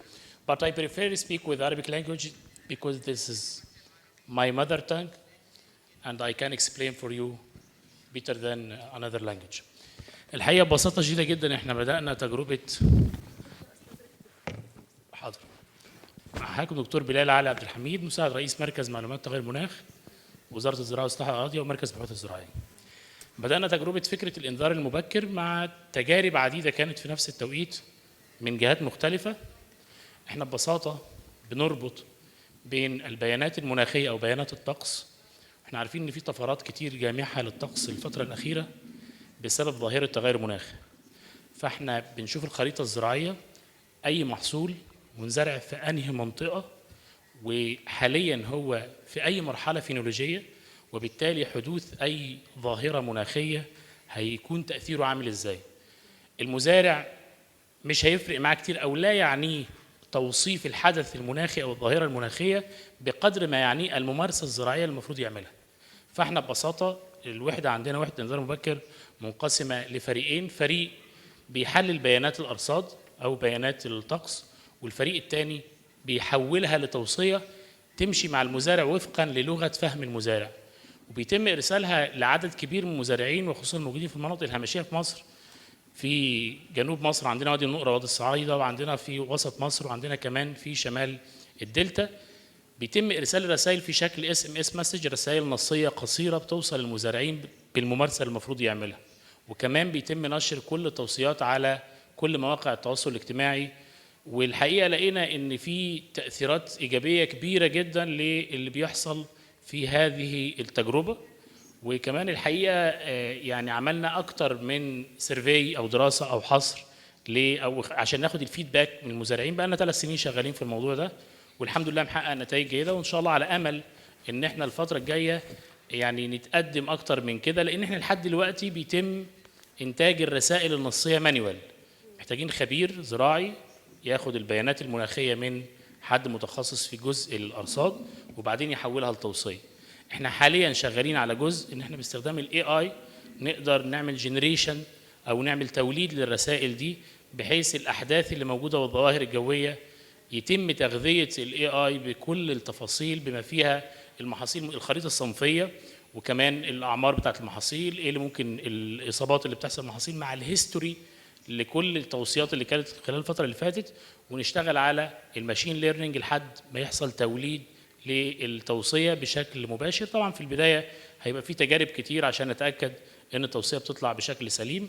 دي ببساطة الفكرة اللي احنا شغالين عليها، والحقيقة ده في إطار مواجهة التغيرات المناخية كأحد طرق المرونة أو الريزيلينس للتعامل مع تغير المناخ. لأن احنا عارفين ان مظاهر الطقس الجامحة أو المتطرفة الحادثة مؤخرا بالرغم انها بتحدث على مستوى الطقس، إلا ان سببها الرئيسي هي الكلايمت تشينج كونديشن أو اللي هي ظروف تغير المناخ أو ظاهرة تغير المناخ. شكرا لحضراتكم. Thank you so much. شكرا جزيلا.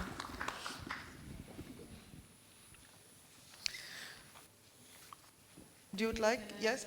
Just one point. So of course I don't have like strict example of success in relation to Egypt, but we have already seen a lot of example now at the moment. But what I've seen in my research so far is that there is a good predictor of success for platform in terms of sustainability is whether those technology also include the concept of agrobiodiversity, or if in the work that is been done with farmers, there is also an attention to the diversity. That doesn't mean, of course, only the diversity of the specific varieties, but also like inclusion or recognition of the importance of biodiversity in relation to soil, water, trees, and the whole environment. And this is relevant because, of course, higher level of biodiversity increase the resilience to climate change, as we just heard, but also increase the profitability of the farmers itself. Of course, they increase also the complexity of the management, and this is how, and this is when the technologies and the digitalization comes to hand. Yes, thank you. Thank you for these points. The last questions, it was about what key recommendations would you provide to effectively advance digital integration in Egypt's food crop value chains?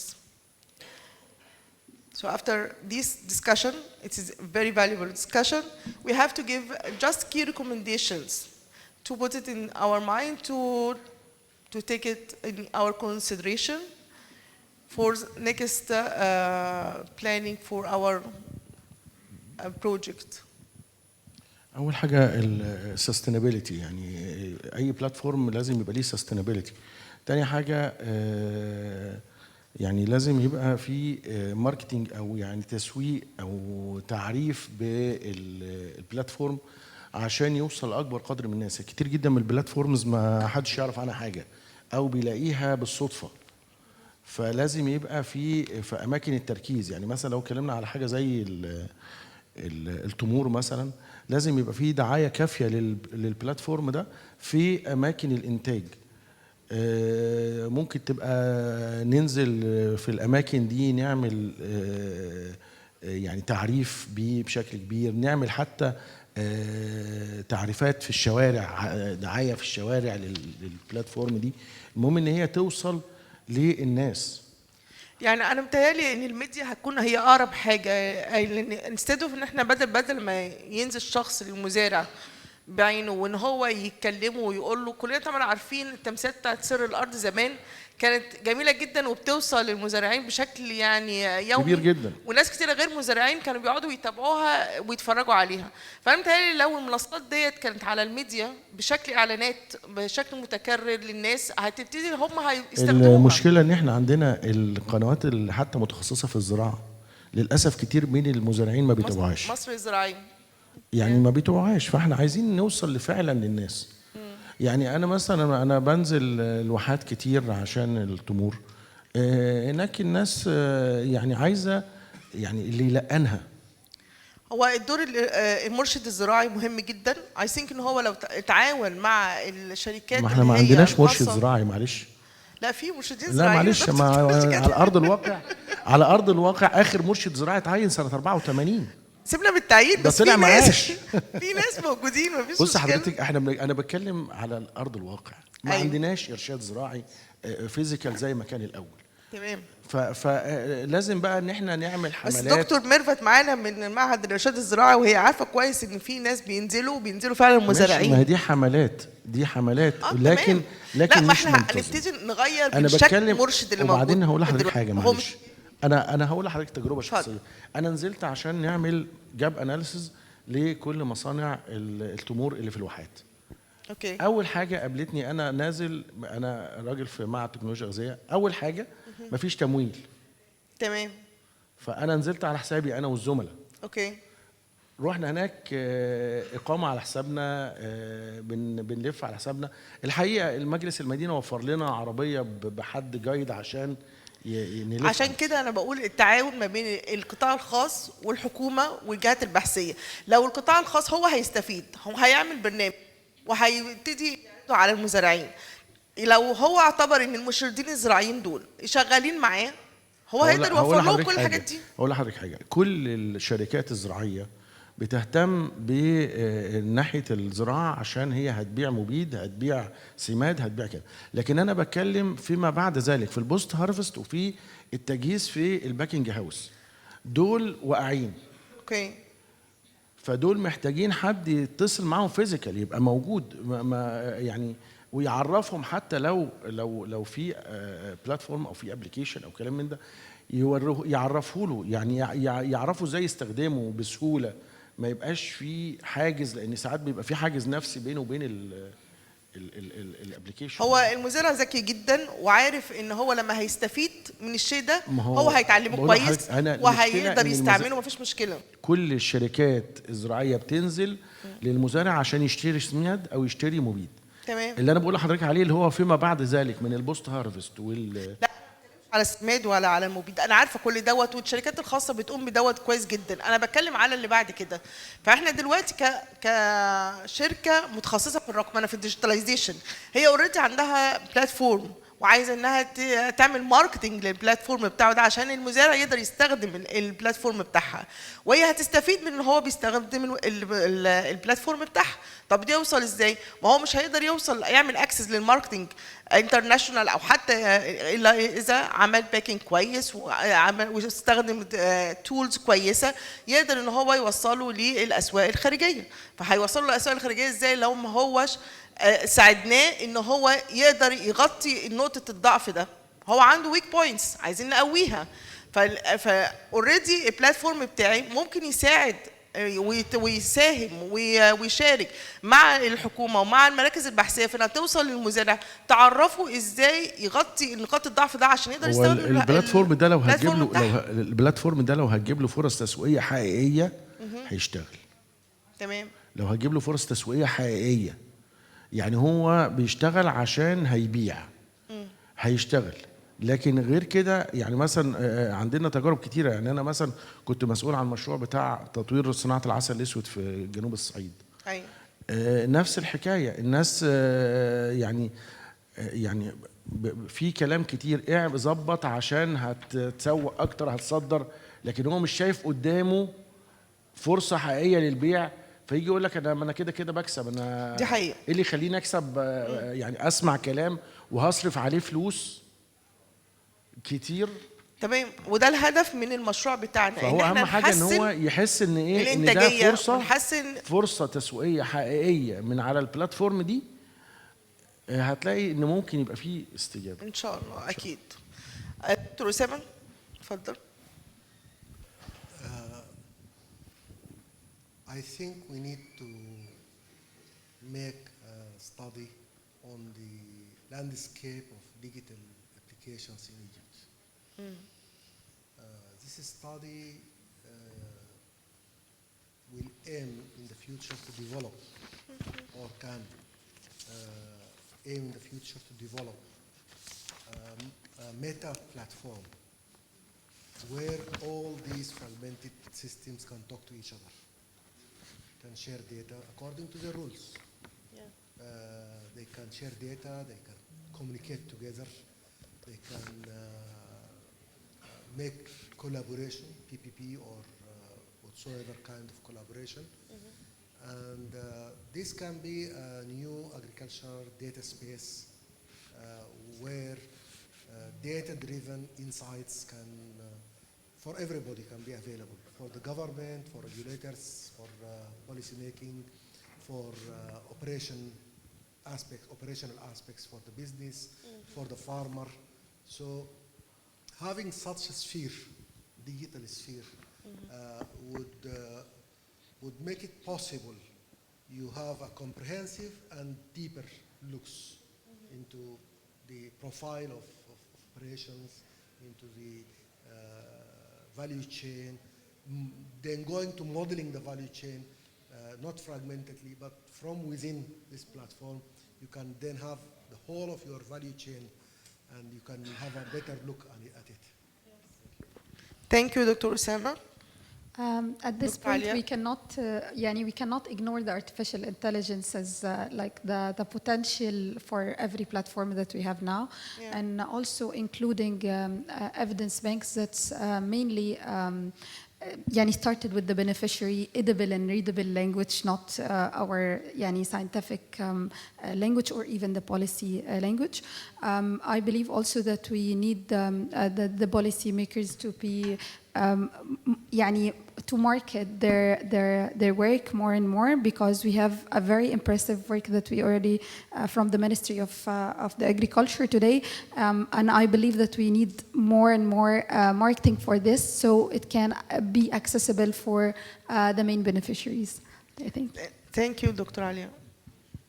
If I can summarize my point of view, and maybe also the panelists' point of views, it will be surrounding one keyword, which is data, in my opinion. So data accessibility, when it comes to private sector needing data to make decisions, data collection and validation, and more importantly, data dissemination when it comes to how this data is reaching the small farmers in the end and the producers. So it's really important to have a centralized and also decentralized approach. So centralized of how we can validate and evaluate the data collected, but also decentralized where everybody can actually use these data whenever they wanted to use it for their own benefit. When it comes to the main challenges in agriculture, I believe it's one of the core is the data availability and also the frequency of data collection and how it's timely used and how it's timely updated. You need to make a decision now based on data that was taken last year. It's not possible. It's not valid. The approach is different. And for you to reach the farmer, of course, you need to have a valid data to reach the farmer when it comes to putting a plan of dissemination, whether it's in the recommendation, whether it's in a training curriculum, whether it's the visits that the extension service is doing, or even a play. We're working with the GIZ on a PPP actually in Muzara, aiming to do a role play for the farmers, مسرحيات, to disseminate the knowledge in the form of a small light sketches to the farmers, similar to what Cyril Arden, the TV show is actually highlighting. So these efforts, if it's kind of collaborated in the form of focusing on these 3 levels of the data, I think it will make a huge difference. This is my opinion. Yes, thank you. Yeah, totally. Actually, that was my point as well. As like, if we see data as words that combine together create like a complete different narrative that will help to decode not only the issues but also reality. That's how we can actually tackle the challenges that we are facing today.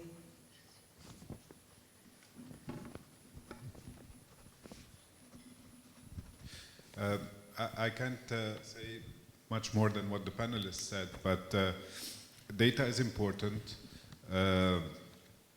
Awareness and democratization of data use and data implementation. I love the fact that using technology and digital to move old practices into new. We've heard about the plays that were happening before on TVs or on radio, and now it's becoming digital. I think there is a lot of old practices that just require a new way of sharing it and optimizing it. We've seen a lot of examples around the world. Hamis mentioned about India and East Africa. There are a lot of practices also in developed economies where it used to happen 20, 30 years ago, but the mobile technology and the availability of data was not there. So adapting to what we have on our hand, using digitalization and digitization as a way of doing business is very important, and I think it needs to be integrated in everything that we do, even in the post-harvest practices. I think Dr. Ala has mentioned a lot of areas that could be developed in post-harvest practices, but I think integrating data information, access to market, videos and tools, or anything that could be done could also highlight how post-harvest could be optimization. Even in AI, extension services is now an option that could really maybe enhance the extension services that are currently available and could accelerate the process. Thank you. Thank you, Dr. Rami. Yes, Dr. Osama? Yes, just a small addition from the panel interventions about AI. Just yesterday, I'm looking at the Egypt AI strategy. It's really a very nice piece of work. I believe now you are forming your AI strategy, you can push in agriculture agenda. And that can be done also through proposing to create an agricultural intelligence platform where this would go beyond data, beyond digitalization and digitization, and make available all these data and these systems available for intelligentization of the and that you can also get use of the country's leadership vision into going into AI, because definitely you need AI infrastructure. So you put it from now in the strategy specifically for agriculture, and then things would go on. Yeah. Thank you so much. Any other comments? Okay. Now we can open discussions and questions for our guests. If you would like to ask something, yes. Mike, please.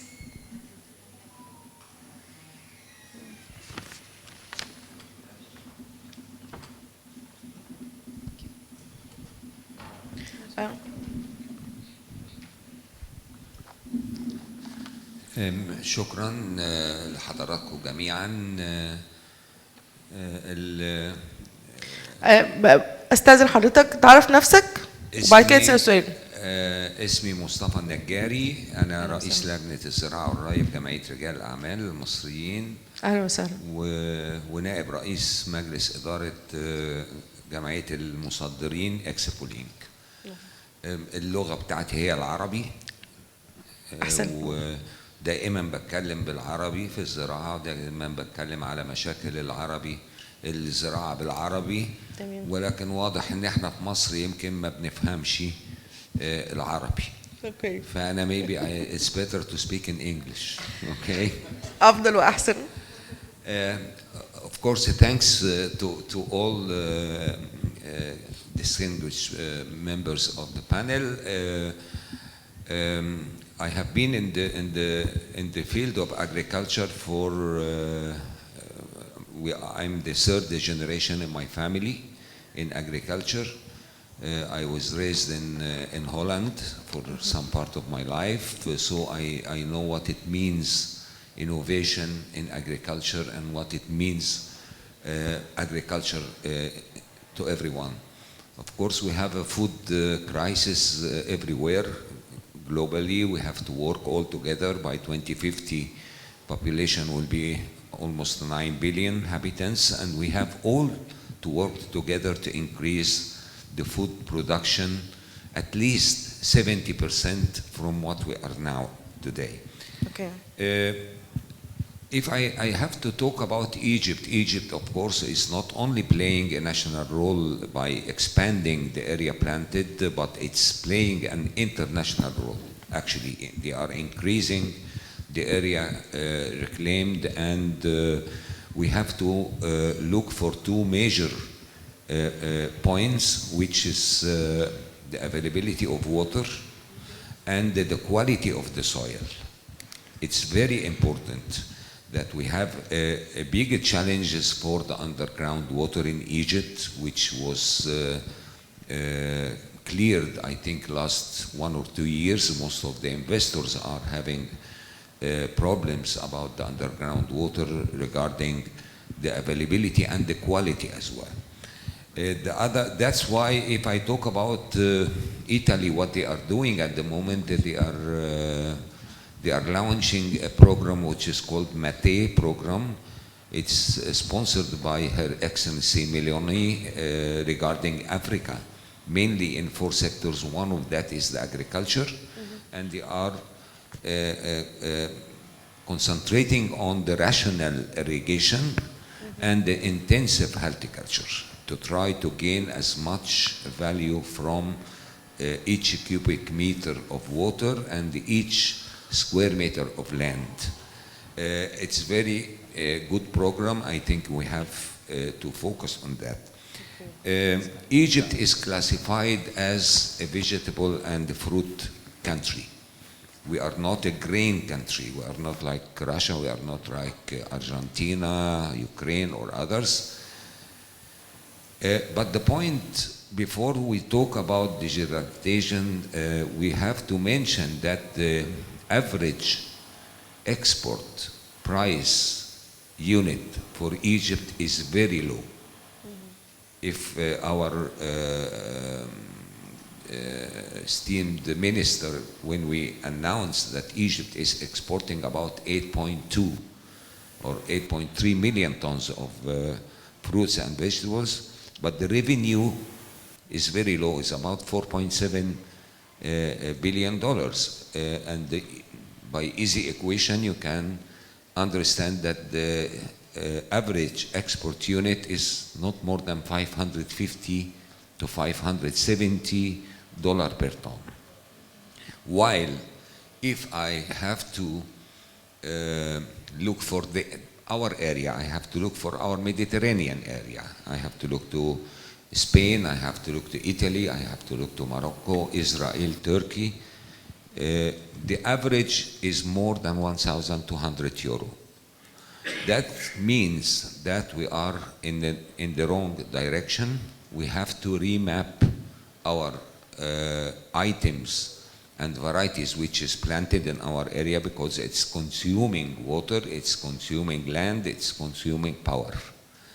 So I'm not happy to hear that we are now exporting 2.4 million tons of citrus.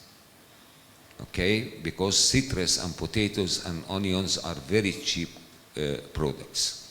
They are averaging from $400 to $500 per ton, while if we can proceed more and more about high value crops, if we are talking about some specific types of vegetables or grapes or strawberries or they are always evaluated with more than $1,500 to $2,000 per ton.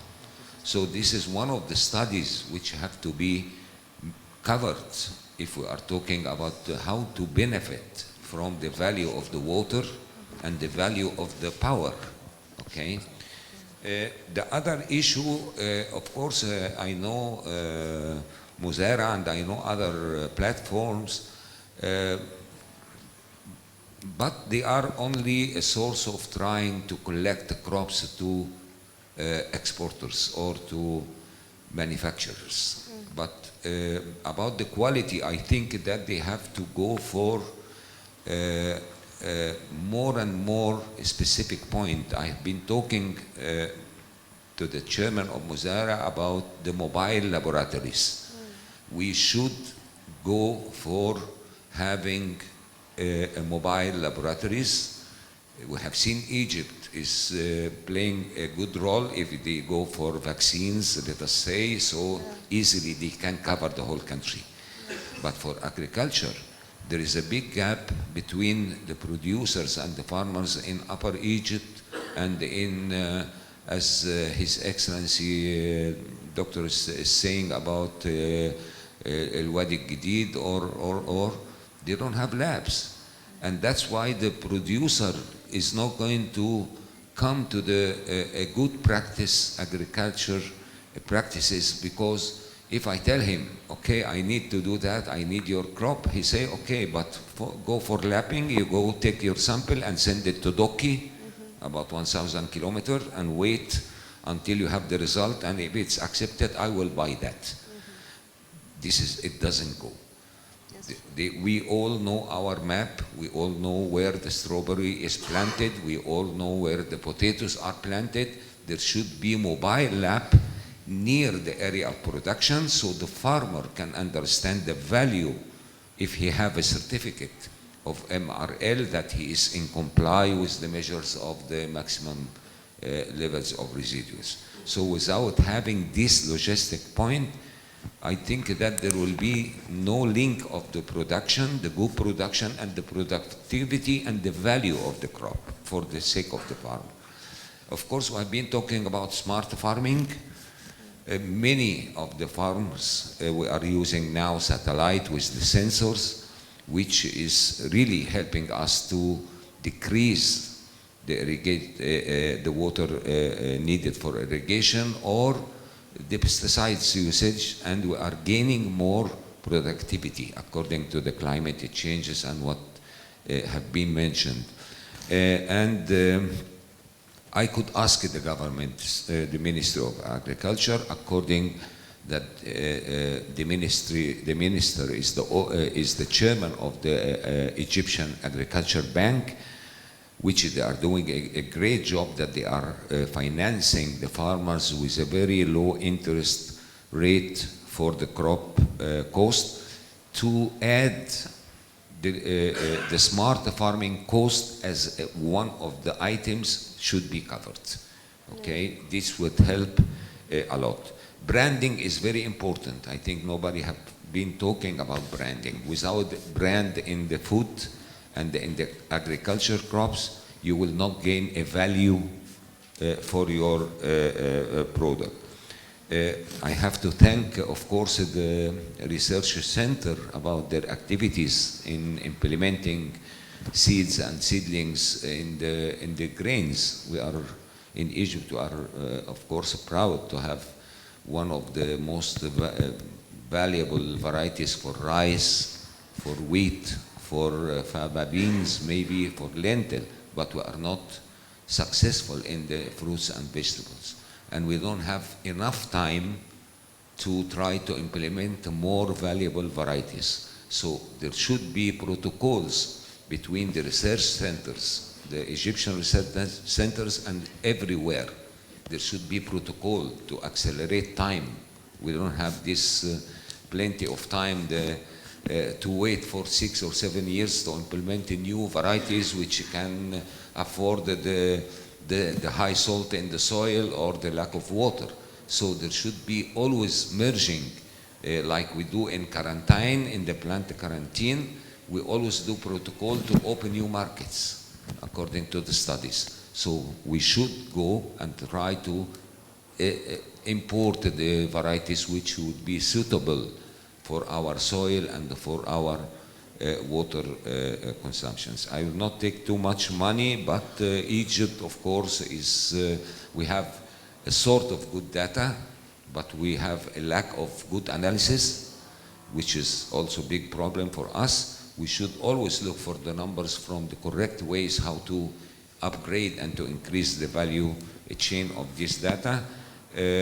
We should increase the investments in storage for the grains. We are not going to plant more and more wheat, which is the cost is $200, and to get our land and water for $200. We should look also always for higher value, and we should increase our investments for the grains, not in agriculture, but in storage. Thank you so much. Thank you so much for your comments, for your valuable comments. دكتور عمرو, go ahead. مساء الخير، أنا اسمي عمرو أبو فريخة، رئيس تنفيذي لشركة طنطا موتورز.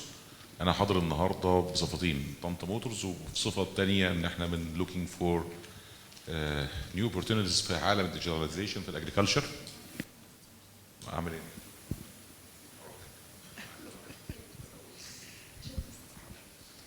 طيب أنا سؤالي يصل للبانل، فأنا لا مش عارف هو عايزني أقعد هنا ليه؟ تمام. إيه ده؟ حضرتك ممكن تتفضل هنا. أنا تخين يعني. فسبب حضوري النهارده حاجتين، الحاجه الاولانيه طبعا ان لما بنيجي نحلل الفاليو تشين لاي كروب بنقدر نطلع منها بعض النقط اللي ممكن نقدر يخش فيها الار ان دي والانوفيشن في فكره ان احنا نطلع سوليوشنز لمشكله، ودايما الميكانيزيشن او التكنولوجيا هي حل مش مشكله، هي في الاخر هي حل. فدي الحاجه الاولانيه. الحاجه الثانيه ان جوينج اوت اوف ذا بوكس بقى، انا مش هتنيني قاعد جوه نفس الفريم بتاع اللي احنا شغالين فيه، فاحنا نطلع براه. فيمكن لفت نظري جامد جدا كلمه الدكتور عادل، واشكرك، وانا مقدر جدا المجهود اللي حضرتك بتعمله. يعني انا متربي جوه وزاره الزراعه من زمان، فانا عارف ان قد ايه فيها ناس مخلصه وبتعمل الموضوع بشغف. تمام. فانا مهتم جدا بالدراسه اللي حضرتك بتعملها، وعندنا برنامج كامل للسبونسرنج القصه اللي حضرتك بتتكلم عليها من ناحيه الداتا اناليسيز ومن ناحيه ان انا اقدر اوصل للجراوند عشان اطلع سوليوشنز لهذا الموضوع.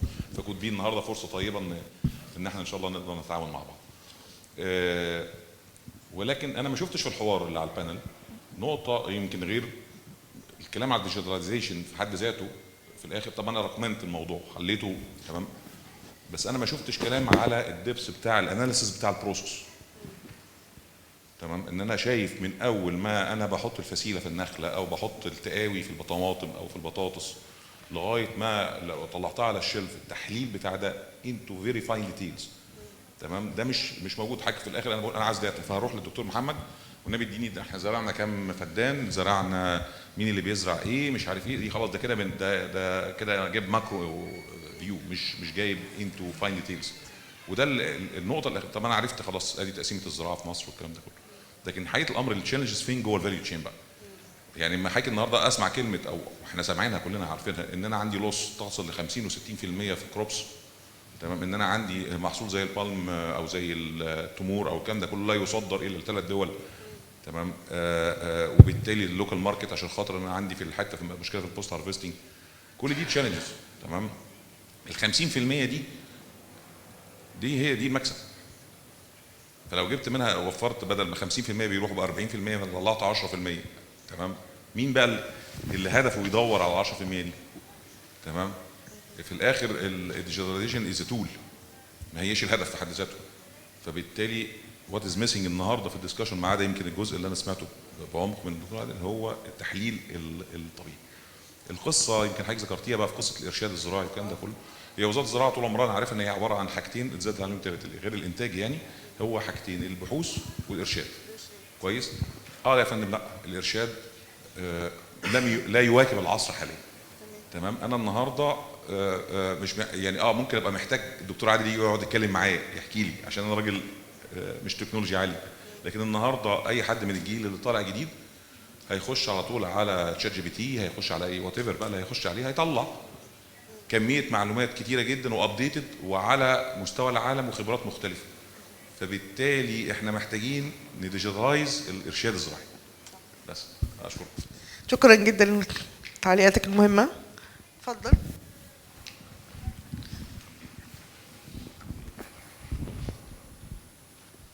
هو انا بس استاذن حضراتكم في ان انا المفروض يعني 45 يعني 5 دقايق بالظبط واخلص. اوكي شكرا. مساء الخير، انا ياسر يحيى، استاذ مساعد تربيه النحل كليه الزراعه جامعه القاهره، ومنسق برنامج تطبيقات الذكاء الاصطناعي في الزراعه. البرنامج بيطرح لاول مره في جمهوريه مصر العربيه، وبيعرض على مجلس جامعه القاهره الشهر اللي احنا موجودين فيه ده ان شاء الله باذن الله، كاول طرح في كليات الزراعه على مستوى مصر كلها لبرنامج لتطبيقات الذكاء الاصطناعي. بيشتمل 5 تراكس خاصه بالانتاج النباتي والانتاج الحيواني وتصنيع الاغذيه ووقايه النبات والاوتوميشن.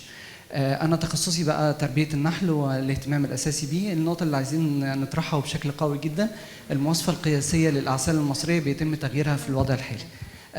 محتاجين جدا ان احنا اثناء عمليه الطرح دي نحط فكرتين مهمين جدا، وهي فكره البلوك تشين، فكره الكيو ار كود على برطمان العسل. طول الناس بتسال هو اعرف العسل ده كويس ولا وحش منين وليه وازاي.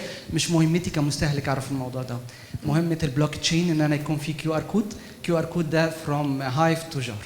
والنقطه دي احنا طرحينها، احنا فايزين بالمركز الرابع في AgriTech فور ايجيبت بالبروجكت بتاعنا اسمه لاماركيه، واحنا الوحيدين اللي كنا شغالين في الفيلد دوت في مصر. فاحنا طارحين الفكره اوريدي، بس محتاجين ان احنا يكون فيها تواصل واضح. الحاجه الثانيه فكره بريميوم برودكت، فكره ان انا يكون عندي مثلا هذا المنتج منتج عسل بس بريميوم. بمعنى انه بريميوم ان هو منتج بواسطه النساء، منتج بواسطه كواليتي عاليه. دي الفكرتين اللي احنا محتاجين نحطهم ك ديجيتاليزيشن للتطبيق المباشر داخل المواصفه القياسيه المصريه. ان انا اقول من فضلك لو هتطبق ده هدي لك اللوجو اللي يقول لحضرتك ان انت بريميوم. دي نقطه مهمه جدا جدا جدا في الماركت بتاعنا. شكرا جزيلا. شكرا. اي ثينك هي نفس الكلمه اللي قالها، ان البراند، ان يكون في براند موثوق فيه في السوق. اتفضل دكتور محمد. دكتور محمد القرش، معاون وزير الزراعه. الحقيقه انا سعيد بالدسكشن الثريه اللي اتقالت، وسعيد بالمداخلات اللي حصلت. طبعا المهندس عمرو ابو فريخه والمهندس مصطفى النجار الحقيقه لهم مداخلات قيمه جدا. انا كان بودي اسمع من الزملاء في العرض، او بالذات من الانتربرنيرز او من الناس اللي بيشتغلوا في القطاع الخاص، جزئيه مهمه جدا، التامين على التعاقدات. انا النهارده بعمل تعاقد، التعاقد ده الفلاح مش هيجي معايا في تعاقد لو انا ما كنتش معمل له تامين وضامن له تجنبه للتعرض للمخاطر. والحاجه الثانيه ان انا كمان محتاج اضمن الكواليتي اللي هتروح للمستورد بره او اللي هياخد مني المنتج بره. فلازم يكون عندي شركه تعمل ضمان جوده، علشان انا بعمل العقد يكون في مرجعيه موجوده خارجيه، فيقدر يبقى في فرصه حقيقيه لتصدير المنتج اللي بيتم التعاقد عليه. ودي نقطه مهمه جدا. دي النقطه الاولى.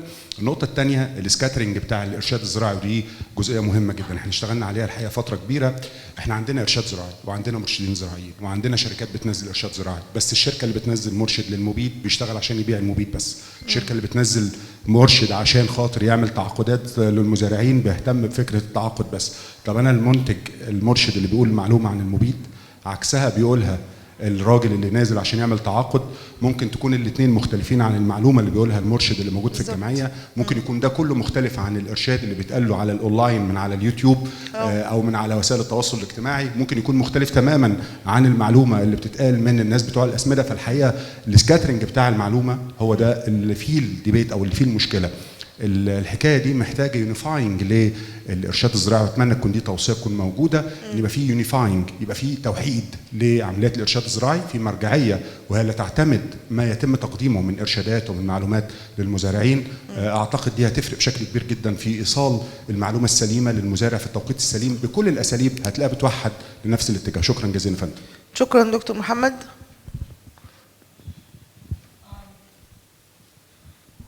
اتفضل. Okay, so my name is Abdelhamid Sharif from AgriCan. We're actually one of the incubated startups. And I would like to stress on a couple of points. We talked about the data availability. And actually one of the areas that we're working on is actually pest management, plant disease. And we actually found a problem with accessing data from governmental resources on plant diseases. That's why it actually took us much more time and cost to accumulate and build our own databases of plant disease. So we need to have more transparency and accessibility of data from governmental resources, especially the fact that we are sure and know that in the ministry there are many teams working on that. But the thing is we can't access the data they are producing. That's the first point, and actually I would echo the point of Mr. Adel regarding not only the data, but actually the in-depth work on the supply and value chains, especially the fact that we are actually working in the area of manufacturing, agriculture, robotics. And the whole discussion on digitalization is great, but you need to have also a discussion on the manufacturing of agriculture equipment, especially the fact that one of the things that we're suffering from when it comes to cost is the cost for sensors and components and assemblies. The thing is, the customs and duties on them are killing us cost-wise. So in fact that I think it should be taken on a ministerial level to talk about the customs exemptions for components of manufacturing and production. And also, for example, drones. We actually had experience and expertise in-house to work with agriculture drones, and it would make our life much easier, especially in precision pesticide application. It would reduce the amount of pesticides, it would save a lot of money, but the thing is we can't because of the governmental regulations and the ban on drone usage. So also this needs to be taken on a ministerial level. And also when it came to Dr. Francesca, you talked about the citizen science. We're actually producing nowadays tools to take imagery, high resolution imagery for plant diseases from the field, to deploy them, and the whole plan, and we talked to Claudia here, connected us with a professor from ICARDA regarding creating an early warning system for plant disease and pest. In order to do this and deploy this en masse using the farmers themselves, we could educate and train the farmers, but the deployment and mass scale of those sensory equipment would cost a lot of money. So we need to have a partnership between R&D institutions like ICARDA and CGIAR and startups. Thank you. Thank you so much. So do you would like to reply for these questions or comments? ممكن اعقب على كان العرض؟ ممكن اعقب بس على النقط اللي تخص القطاع الخاص او الشركات الناشئه، يعني فيما يخص التريسابيلتي او الداتا اناليسيس للداتا اللي احنا بنعمل لها كولكشن سواء داخل الشركه طبعا او على مستوى اكبر، والكروب انشورنس موديل which يعني جزء مهم جدا. انا عايزه بس اتكلم عن تحدي صغير بيواجه اي شركه ناشئه او اي شركه في القطاع الخاص، هو انها بتضطر تعمل باكورد وفورورد انتجريشن طول الوقت. انا بضطر اعمل الخطوه اللي قبلي وساعات الخطوتين اللي قبلي والخطوتين اللي بعدي عشان اميك شور ان انا الجزء اللي انا متخصص فيه اصلا يعني، وده حاجه مهلكه جدا ريسورسز بتاثر على الكور بزنس بتاعي كشركه، انه اي نيد تو فوكس مش عارف اعمل ده عشان انا محتاج امانج السراوندز.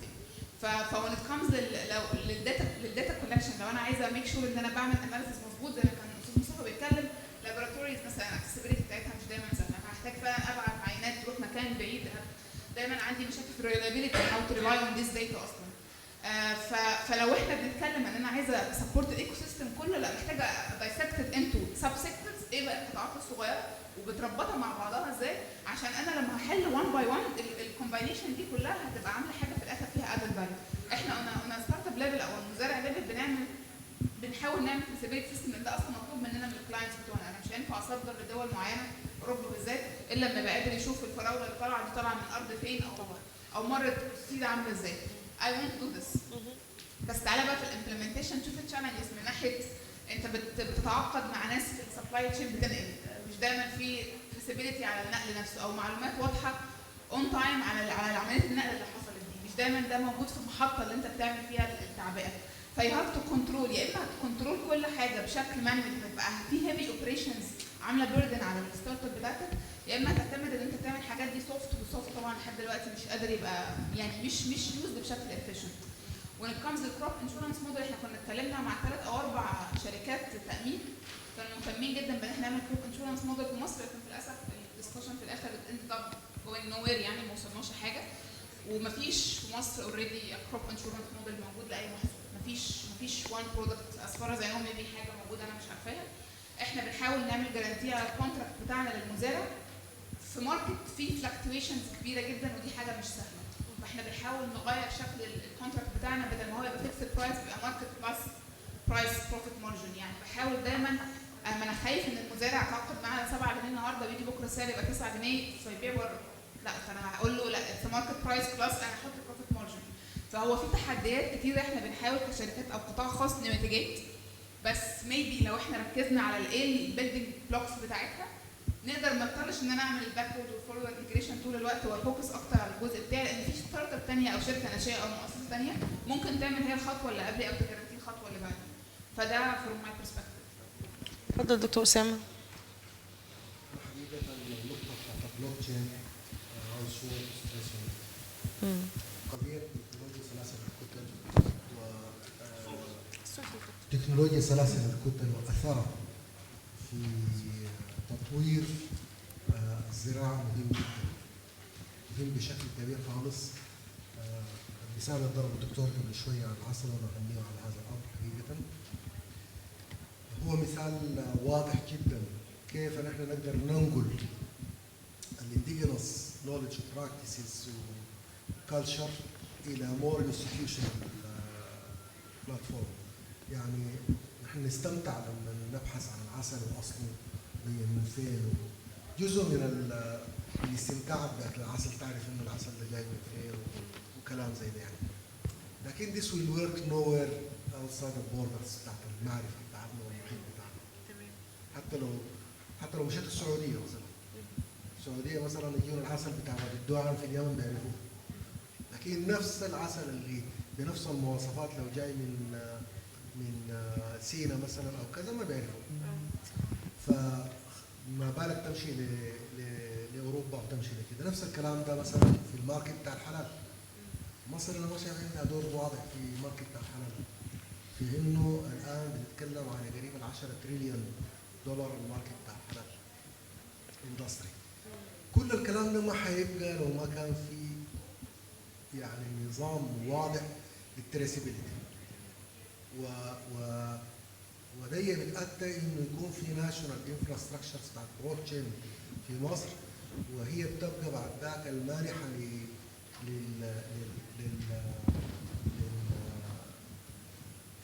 للصلاحيات لجهات مختلفه لاصدار الباركودز اللي مربوطه مع البلوك تشينز. ربط سلاسل الكتل مع سلاسل الامداد ومع سلاسل القيمه ده بخلينا نحن في مرحله واضحه جدا ترانسبيرنت شفافه، بنقدر نستطيع ان نخترق السوق بتاع الحلال، نقدر نخترق السوق بتاع الناتشورال برودكتس او البايو برودكتس او الاورجانيك برودكتس زي ما نسميها. نقدر كمان نتجهز اكثر للسيبا اللي هو الكربون ايميشن ريجوليتوري فريم وركس اللي حتكون انفورس في الايام الجايه. فلا او كذا انقطعت الحته دي. فعشان التواصل مع الاجيال الجديده وعلى الاسواق الجديده، يعني انت تمشي سعودي ولا تمشي امارات ولا تمشي كذا ولا تمشي كذا.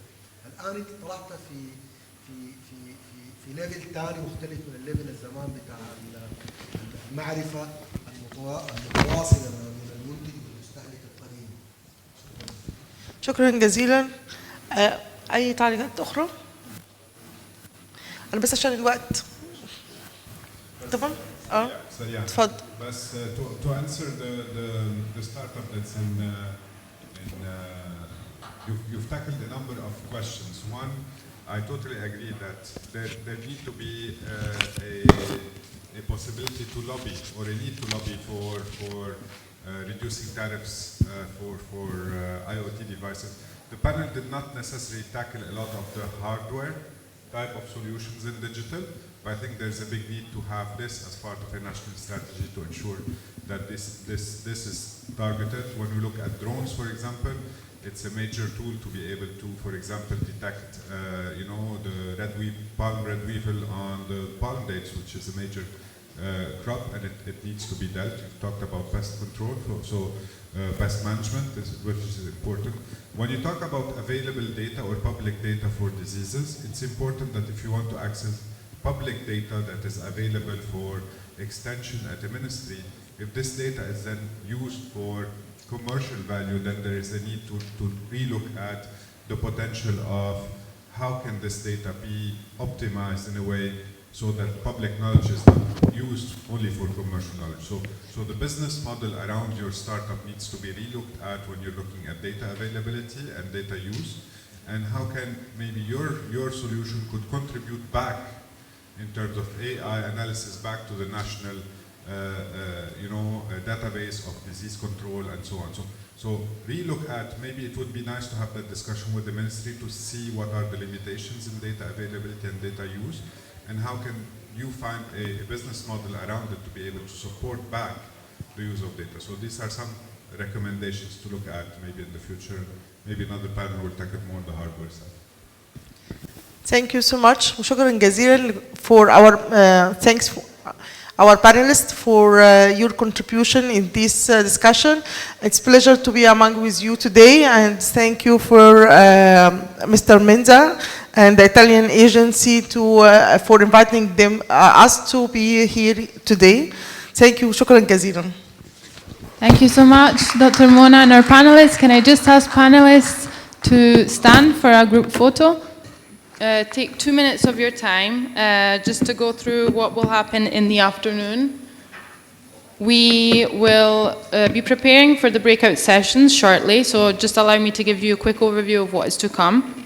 We have divided you all into 3 parallel groups, each with a distinct sub-theme of the ones that we've been discussing here today. So how it will work, each session will now run for 30 minutes. During these sessions, the participants will remain in their assigned groups, and the leads and the rapporteurs will move and rotate between the rooms to gather the perspectives of all 3 groups.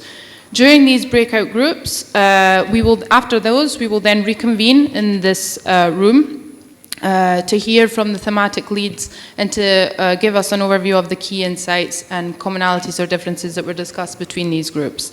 If you haven't received a sticker during registration indicating your group number, please visit the registration desk and a member of the team will assist you in assigning you to a group.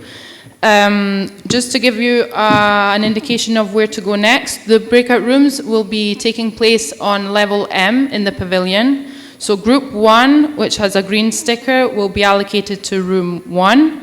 Group 2, which is a red sticker, is allocated to group 4. And group 3, which is a yellow sticker, is allocated to group or room 6. Of course, myself and Inji here will be helping you to take you through to the different rooms. Before we head to the breakout sessions, I invite you all here closer to the stage so we can all take a group photo.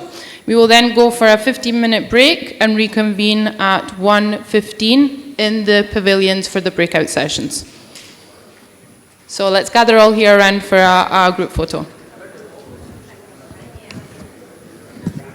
Okay?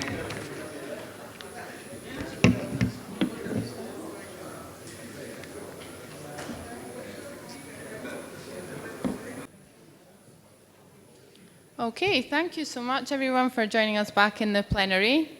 So we are going to just very shortly in 5 minutes each, in 15 minutes, hear from the thematic leads or their moderators, their rapporteurs for the key takeaways on the breakout sessions.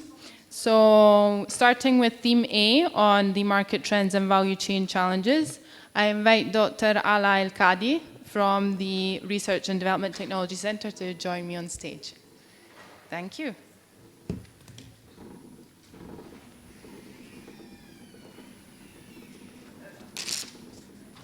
السلام عليكم. طبعا انا بشكر كل المجموعه اللي شاركت معانا في السيشنز الخاصه. احنا حاولنا ان احنا نعمل برين ستورمنج بحس عالي مع المجموعات الثلاثه عشان نخرج ببعض التوصيات اللي ممكن تبقى مقبوله وقابله للتطبيق. فكان مثلا يعني الحقيقه في حاجات مهمه جدا اتكلمنا فيها. قلنا ان احنا بنتكلم على تطبيقات وعايزين نعمل تطبيقات ونعمل يعني ابلكيشنز مختلفه وبلاتفورمز مختلفه، لكن الحقيقه لازم ان احنا قبل ما نعمل ده كله ان احنا نشوف المزارع نفسه عايز ايه. فبالتالي لازم يبقى في دراسه على ارض الواقع لاحتياج المزارعين الفعليه قبل ما نعمل اي بلاتفورم او قبل ما نعمل اي ابلكيشن. الحاجه كمان لازم يبقى في قاعده شامله لكل من اول العمليه، من اول بدايه المدخلات لغايه التصدير او لغايه التصنيع، ودي تبقى ليها يعني سكرينز مختلفه على حسب اللي هيشوفها، فيبقى متخذ القرار للسكرين اللي يشوفها، والمزارع ليه السكرين اللي هيشوفها، والمنتج بتاع مستلزمات الانتاج ليه السكرين اللي هيشوفها، بحيث ان هي ممكن تغطي كل المنظومه، ودي ممكن يبقى ليها انعكاس جيد. طبعا احنا كنا بنتكلم على محاصيل محدده برضو زي الطماطم والبطاطس والتمور. ففي طبعا مشكله كبيره جدا في الطماطم في موضوع الفائد والهدر، فبالتالي لازم ان احنا نشجع عمليه التصنيع، سواء كان بقى التجفيف او التصنيع، عن طريق برضو ان احنا ممكن نعمل موبايل ابلكيشن يبقى فيه تسويق عشان يساعد على الناس ان هي تصدر منتج مصنع او نص مجفف او مجفف، وفي نفس الوقت يبقى عليه دعم فني على نفس الابلكيشن. برضو من ضمن الحاجات المهمة جدا ان يبقى في ابلكيشن لكل محطات التبريد، التخزين المبرد، والابلكيشن ده يبقى عليه المحطات دي بالكباستي بتاعتها ايه، فيها ايه، وفيها فاضي ايه مساحات، بحيث ان المزارع يروح على طول لاقرب ثلاجة فيها مساحة، ما يقعدش يلف كتير، واللف ده ممكن يأثر على المنتج بتاعه يعني.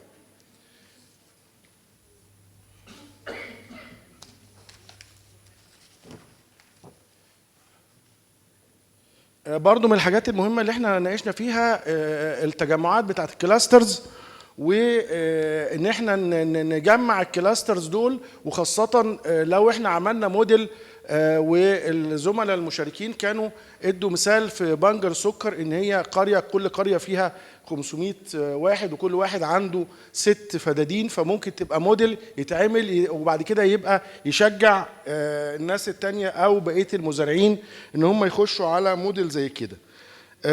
في برضو ابلكيشن مقترح ان هو يبقى بيع منتجات نهائية زي الخضار والفاكهة للمستهلك النهائي في السوق المحلي، وده طبعا محتاج يعني تجهيزات لوجستيه كتيره، ان احنا هنجهز اماكن توزيع في اماكن متوزعه بدقه على مستوى مثلا القاهره الكبرى او على مستوى المحافظه اللي هيتم فيها الموضوع ده، والابلكيشن يوصل الحاجه، فبالتالي هنقضي على الحلقات الوسيطه اللي في النص، وهنوصل المنتج بسعر كويس للمستهلك النهائي.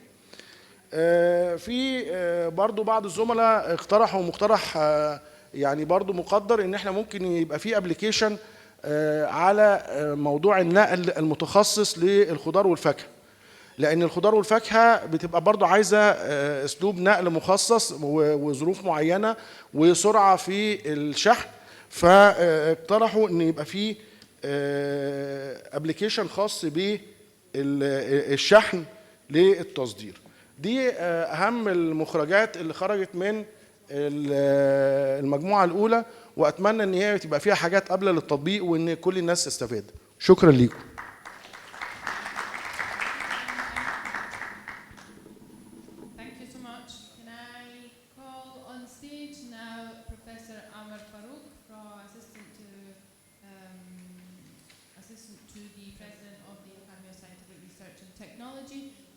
To report back on theme B on digital solutions for supply chain optimization.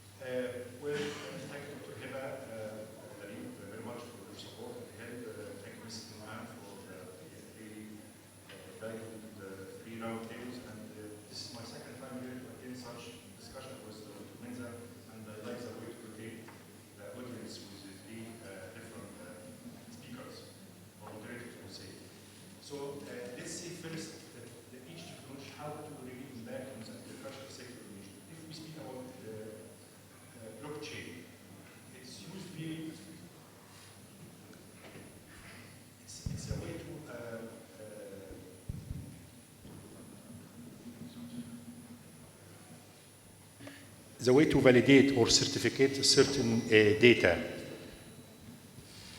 just like if it is halal, organic, carbon footprint, and so on. So it's a technology really how to validate or authenticate, as mentioned, the data itself or the product itself. This is the blockchain. So, or IoT, it's the way, as Dr. Osama mentioned, it's a way really to get access to internet and to collect data, either from weather monitoring, field data, soil health analysis, water quality, pollution, prediction of the weather itself, and the way to track certain product along the way. If we have this kind of data itself and you collect it, so you have now a huge data set which need to be utilized in order to plan your future, plan your strategy, marketing strategy, open new market, enhance your yield production, and so on. So one of the points were discussed with Dr. Adil from FAO about the utilization of the 3 crops already. This was really new information for me. Potato ranking the second in the agricultural export to outside Egypt. So I mean, it's already doing well with the current situation. So maybe one of the recommendations to Dr. Menza to add one more crop or to replace it with other crop, which you need really to enhance to outsider market. Something like Dr. Adi mentioned, sweet potato itself, maybe. So I think I totally agree with the idea to take something which really seems to be neglected and with high value, and it will be like a successful model. This was a ranking of the product itself, the quality of the product itself in certain area, but after the project and after having a pilot of this project, we really doubled the production, doubled the export, doubled the added value of the production itself. I really support the idea, this Dr. Adil. So we have 3 scenarios really for the users of these technologies.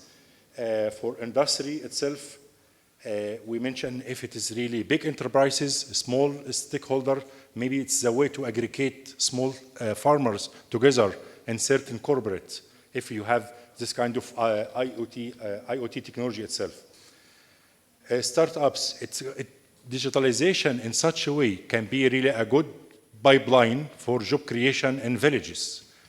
Okay, just imagine we were able to aggregate 1,000 acres with the different crops, with one crop, I would say, one crop, but they lack the information of machinery, IoT, access to market, and we're using digitalization. Now you'll be able to create more jobs using mobile apps.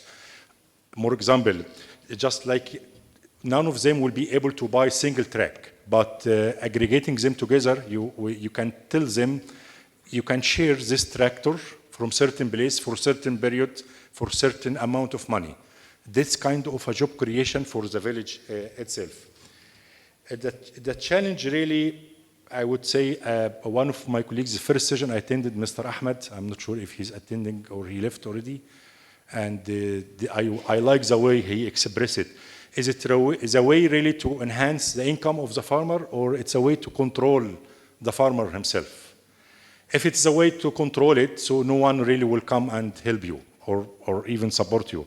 If it is a way to add more value, add more money to the farmer and subsidize his product, he will come after subsidizing his product or giving him some incentives, not to control him. It's a way to collect data to control him or to ask him to pay more taxes or to know his real data or income. In Egypt, this is one of the 7 secrets. We believe very much in Egypt. So no one really will come and collaborate with you. So it's very important really to give the confidence to the farmers, either big enterprises or small stakeholders. This digitalization technology, it's a technology. It's just a technology, okay?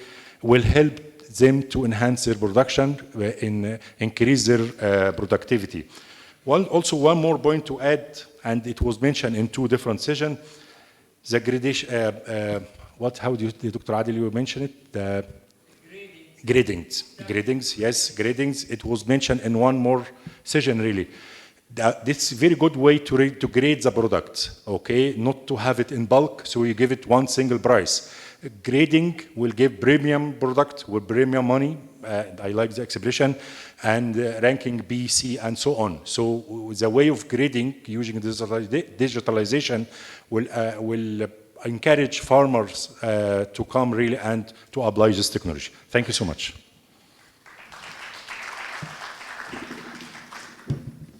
I will leave it here. Thank you so much, Professor Amar. And now closing off for the breakout sessions reporting, we have theme 3C, which was on enhancing market access in e-commerce. And I invite Adam Abdal. He is the Deputy Chair of Lotus for Agricultural Development and Investment. Thank you.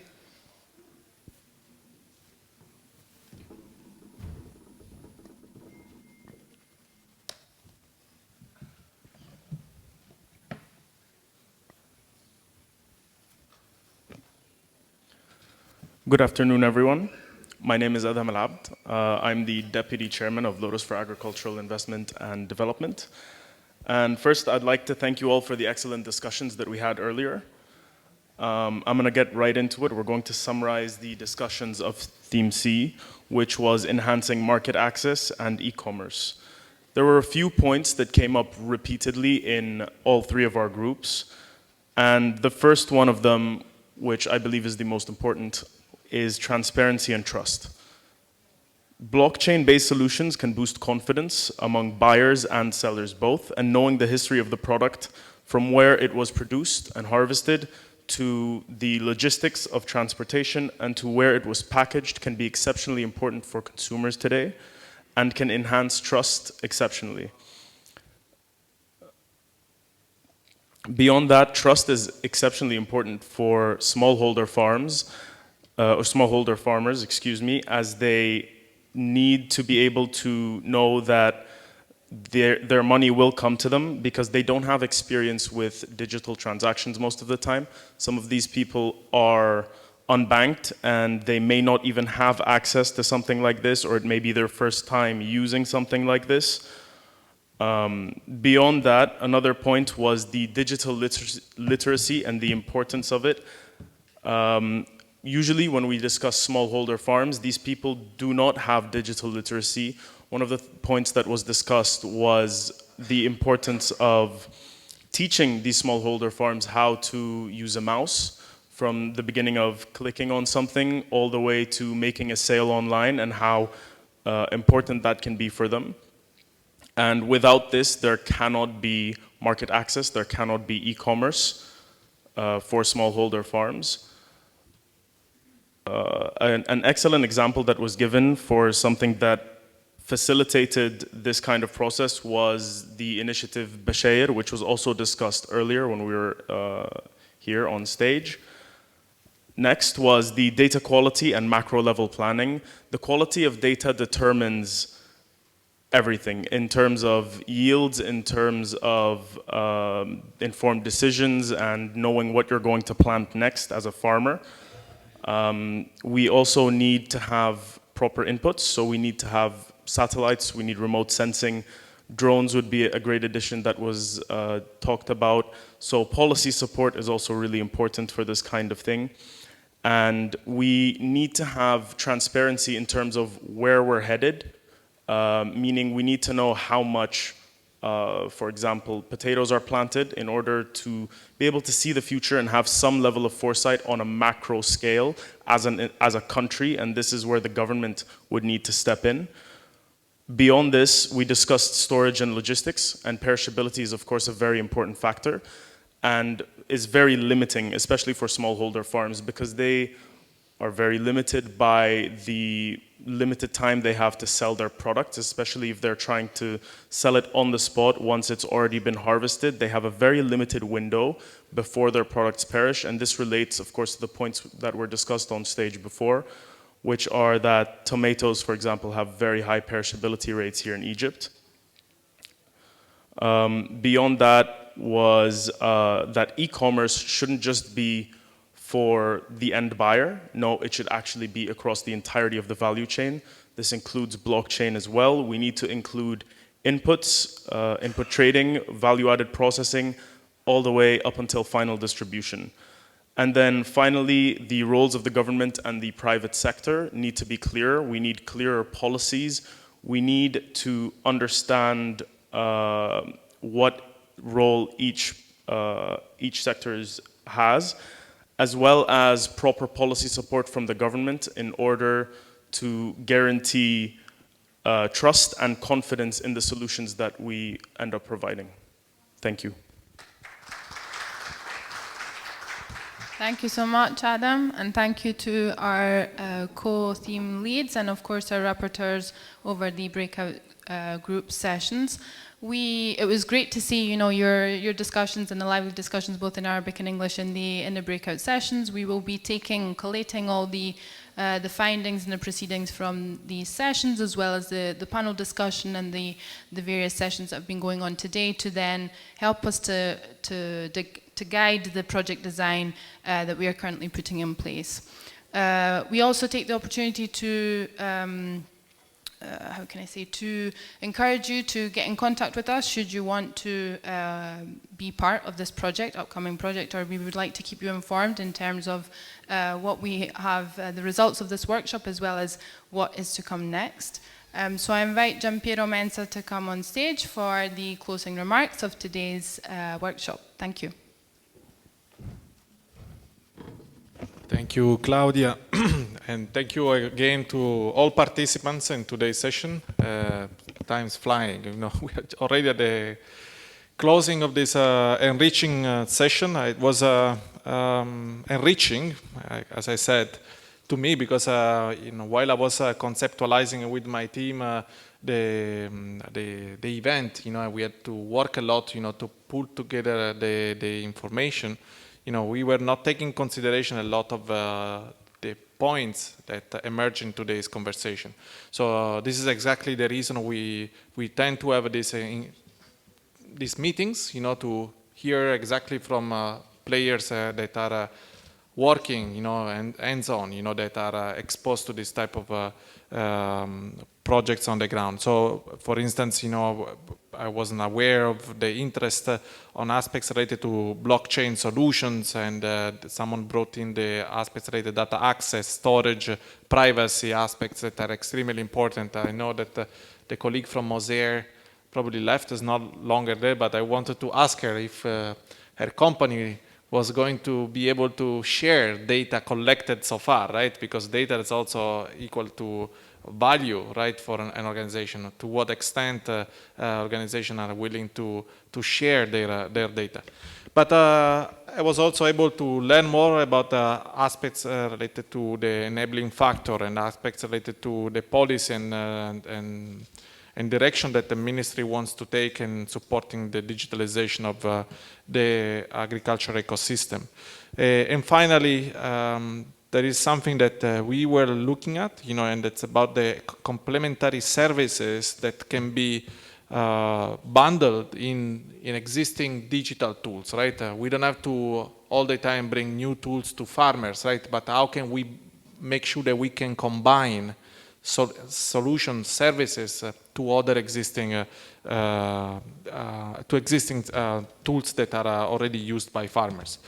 Now, you will receive an email. We will be asking additional inputs, if any, because you might have additional thoughts that might have emerged. So we will be happy if you can contribute by email. And then we will compile and share, we will compile all of them into a report and share them with you. This report will inform the designing of a new project that we are working on, and exactly on this point we will be happy to know, in this specific survey, by flagging your interest in continuing remaining informed about the process and eventually partnering with us in the designing, but also in its execution.